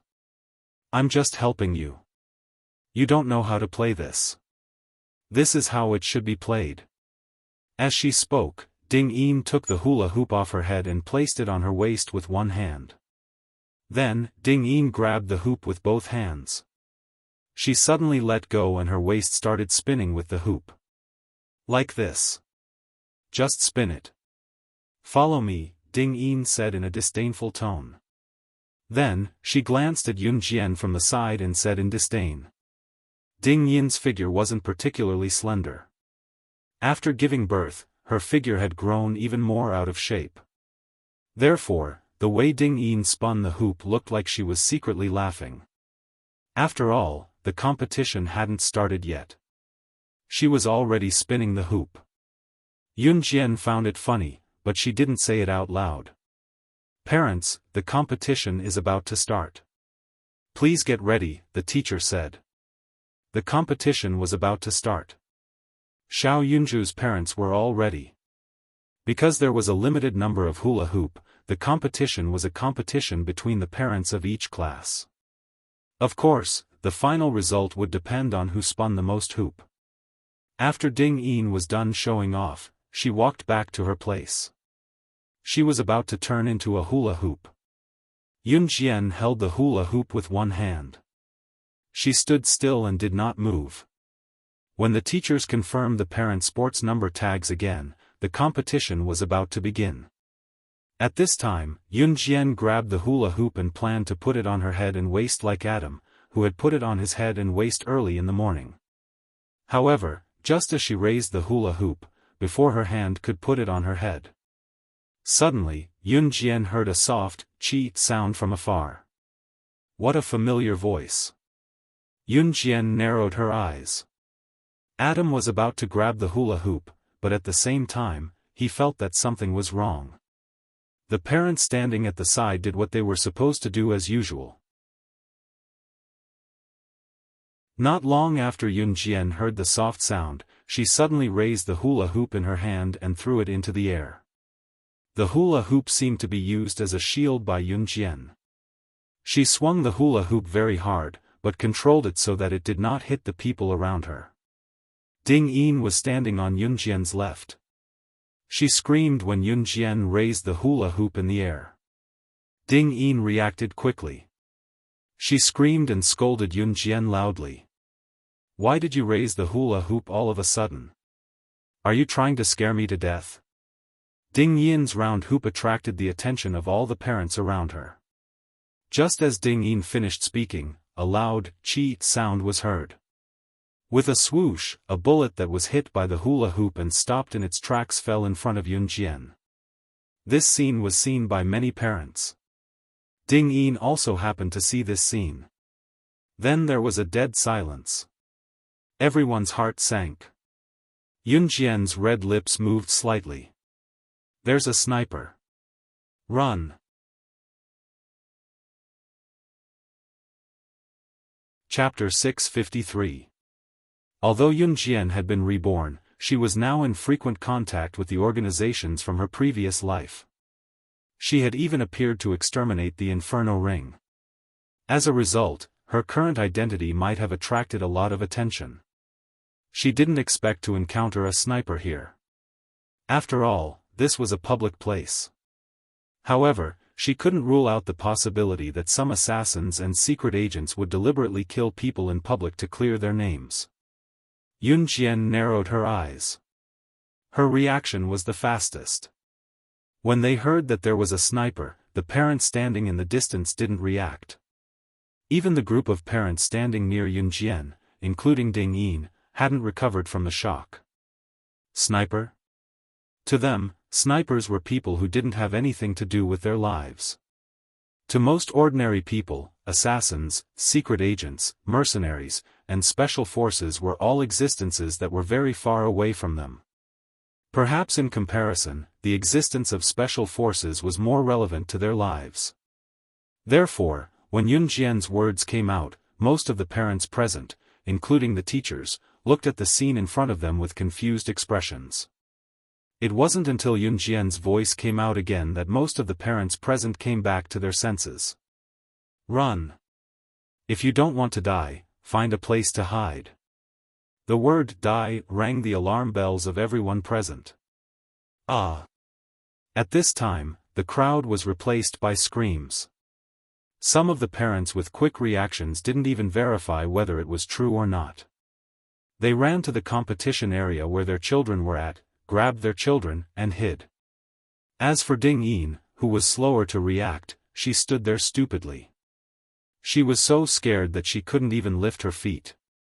Her legs were weak. What's going on? What's going on? There were still some teachers who hadn't sensed any danger at the scene. At this moment, they were rushing over righteously. They're going to kill someone. There's a gun.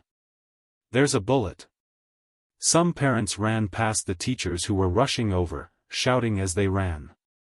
When the words of the parents reached the ears of the teachers, they were so scared that their faces turned pale. At this time, the teachers looked straight ahead and saw Yun Jian standing there with a bullet in her hand. It was said that rumors were the scariest.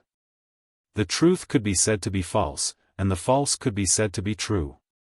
Regardless of whether it was true or not, the group of parents and teachers were all frightened. Some of them even ran away, not caring about the scene at all. Of course, most of the parents ran to where their children were. Other things could be ignored, but to most parents, their children were their lives. Ding Yin had been aggressive just a moment ago, but now she was so scared that her legs were weak and she sat on the ground as if paralyzed. She didn't even have the strength to move. Yun Jian just glanced at Ding Yin and ignored her. Needless to say, Ding Yin was no threat to him at all. The person Yun Jian wanted to deal with now was not a commoner like Ding Yin. Yun Jian knew that the sniper in the distance was here to assassinate her, and the sniper's sniping distance was very far, so she couldn't aim with her pistol. The sniper in the distance would not stop shooting at her. More importantly, Yun Jian believed that since someone wanted to assassinate her, the other party would definitely not send just one sniper to assassinate her. Adam, gun. In front of Ding Yin, Yun Jian stretched out her hand to Adam who was standing behind her. It was now 1:30 in the afternoon, and the sun's rays were still shining on Yun Jian's body. The winter sun was not dry and hot. Yes. Adam very respectfully took out an undetectable Browning pistol from his belt and handed it to Yun Jian. Seeing Yun Jian suddenly grab the pistol, Ding Yin felt that her heart was about to jump out of her chest.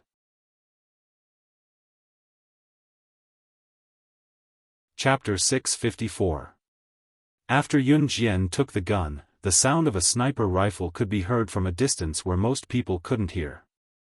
A barrage of bullets rained down on where Yun Jian was like a barrage of cannons. Fortunately, the surrounding parents had already left the scene. Even Ding Yin had to crawl with both hands to hide in the bushes next to the flower bed in a sorry state. Ding Yin's reaction speed wasn't slow. She crawled and rolled and quickly hid in the bushes at the side of the flower bed. When Ding Yin looked back after hiding herself, she happened to see Yun Jian pouncing on the ground. She shifted her body to the left and right like someone who knew martial arts in the movies, easily avoiding the bullets. Yun Jian narrowed her eyes. The murderous intent in her eyes was obvious. Ding Yin clearly saw Yun Jian roll to avoid the sniper rifle. She was so scared that she covered her head and almost lost her courage. Yun Jian was so powerful. She was so powerful. Ding Yin was scared half to death. Adam also dodged to the side. Because the target of the bullet was Yun Jian, Adam only brushed past her. There wasn't a sniper aiming at him. Therefore, Adam's movement to dodge the bullet was very small. Just as Adam was about to step forward to help Yun Jian suddenly felt that something was wrong. She yelled at Adam, "Adam, go find my brother." Today, she didn't think too much about it. She came to Xiao Yunju's school's parent-child sports day. The first event was over. The second and third events were held at the same time. The students and parents were separated. Yunjian suddenly had a bad feeling. She could not take care of her younger brother now. The ones who had a grudge against her now were the remnants of Inferno Ring and the mysterious person that Job mentioned. Although the Inferno Ring was destroyed and Job was dead.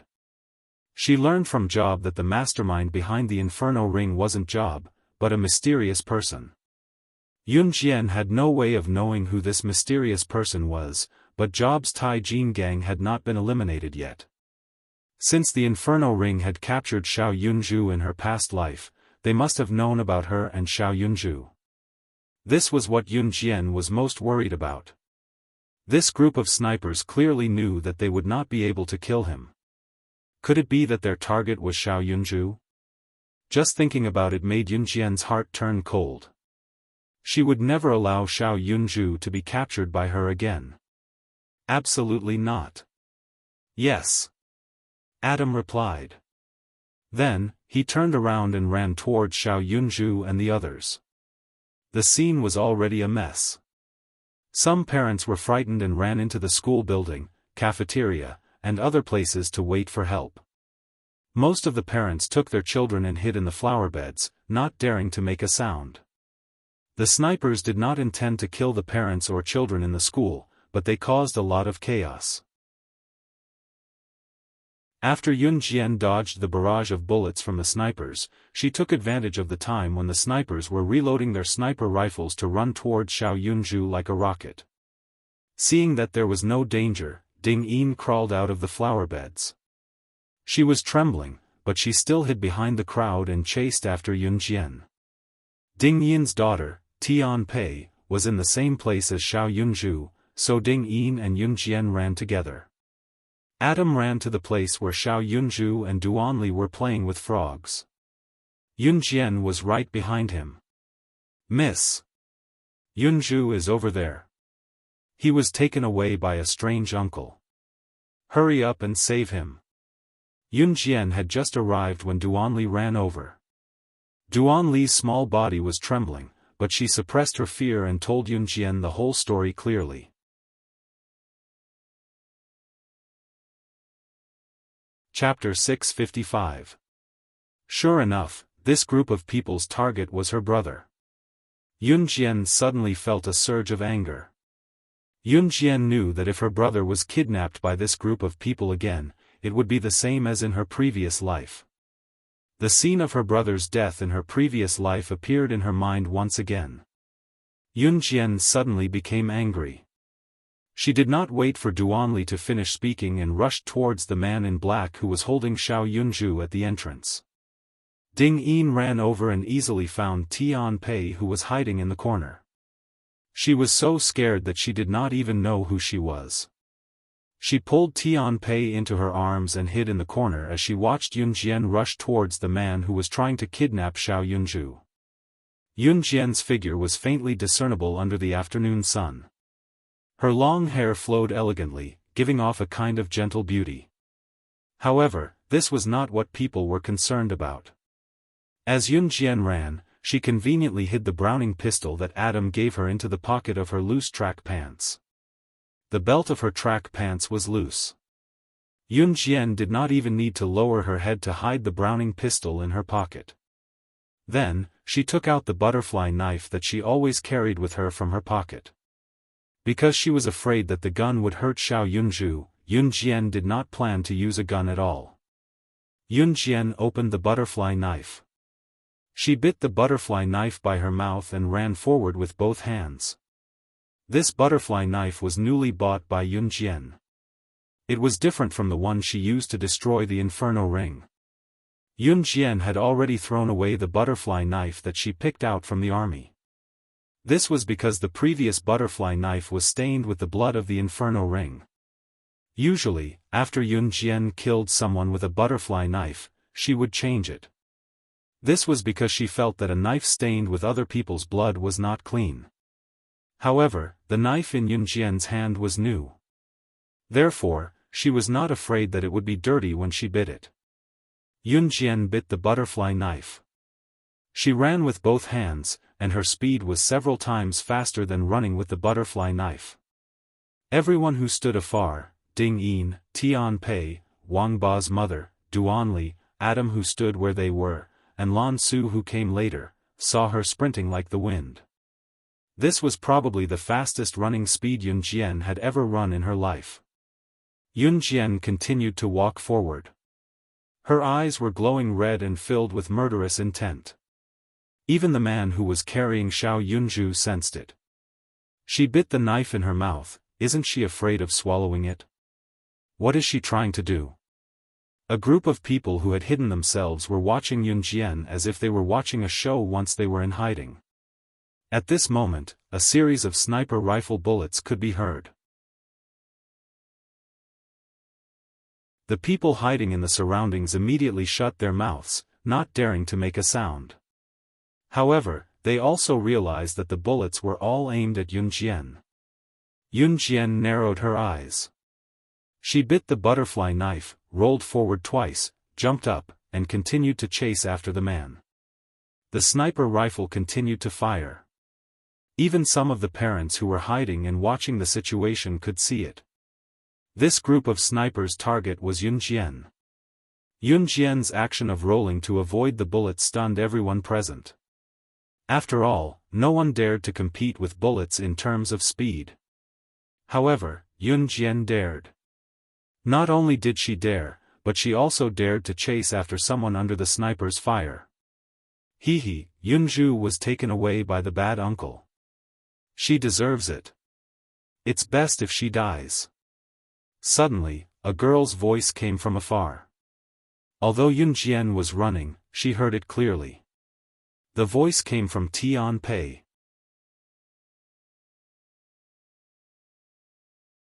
Chapter 656. Tian Pei's voice was loud and clear. It was the kind of voice that could be heard by most of the people present. This included Yunjian, who was still dodging the sniper's bullets and chasing after the man who wanted to kidnap Xiao Yunju. Yunjian's eyes darkened when she heard Tian Pei's voice. If Xiao Yunju heard Tian Pei's voice, even though Xiao Yunju said that he didn't care, Yunjian knew that he definitely cared. When that happened, she would be depressed and sad. In her previous life, when Yunjian found Xiao Yunju, his biological parents were already dead. Xiao Yunju was an orphan at that time. To Xiao Yunju, saying that he didn't have parents was worse than saying that he was stupid. Moreover, Tian Pei even cursed Xiao Yunju. She said that she wanted to kidnap Xiao Yunju's man and beat Xiao Yunju to death.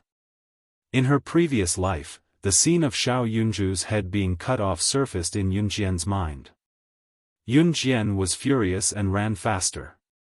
The sniper's bullets rained down on Yunjian. Yunjian was attacked from behind, but she dodged left and right. In just a few seconds, she had caught up with the man from a distance of tens of meters. Oh my God! That little girl is running too fast. And she's running through bullets. I feel like I'm watching a movie. This doesn't make sense. Some of the parents who had hidden themselves well began to chatter incessantly. Of course, there were still some who were afraid, but it was much less than before. Therefore, most of the parents had already realized that these snipers were only targeting Yunjian. At this moment, it had only been 20 seconds since Yunjian saw the man and chased after him. I'll go help. Adam frowned and was about to go forward. Although Yunjian was quite skilled, if Yunjian lost a strand of hair in front of him, Adam estimated that he would appear in the Amazon forest next week. The Amazon forest was a tropical forest where poisonous insects, snakes, and scorpions coexisted. It was the largest forest in the world. There were many types of flora and fauna there. It was known as the world's flora and fauna kingdom. However, if a person was thrown there, his life would be in danger at any time. Adam only remembered that when he and Emosen were training, they were thrown into the Amazon forest by CE to fend for themselves. He had almost lost his life a few times before he was able to train to this level.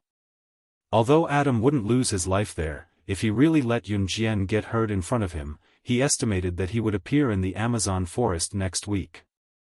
Moreover, he didn't prepare any tools for him and went into battle alone. Adam dared to guarantee that their young master would definitely do this for Yunjian. No need, Lan Su suddenly reached out and stopped Adam from moving forward. She said, she can do it herself. She was the witch god of Yulong continent. How could she not be able to handle such a small matter? Just as Lan Su's voice fell, a voice rang out. Yunjian was already right in front of the man. She pounced forward. Under everyone's gaze, as she pounced forward, she extended her leg and kicked horizontally. At the same time, her mouth loosened and the butterfly knife in her mouth fell to the ground. Before the butterfly knife fell to the ground, she easily caught it with her right hand. She pounced forward again. When the man saw this, he was so scared that he quickly turned his head. However, Yunjian's explosive speed couldn't be underestimated. She was engulfed in anger. The hand holding the butterfly knife turned along with the man's head.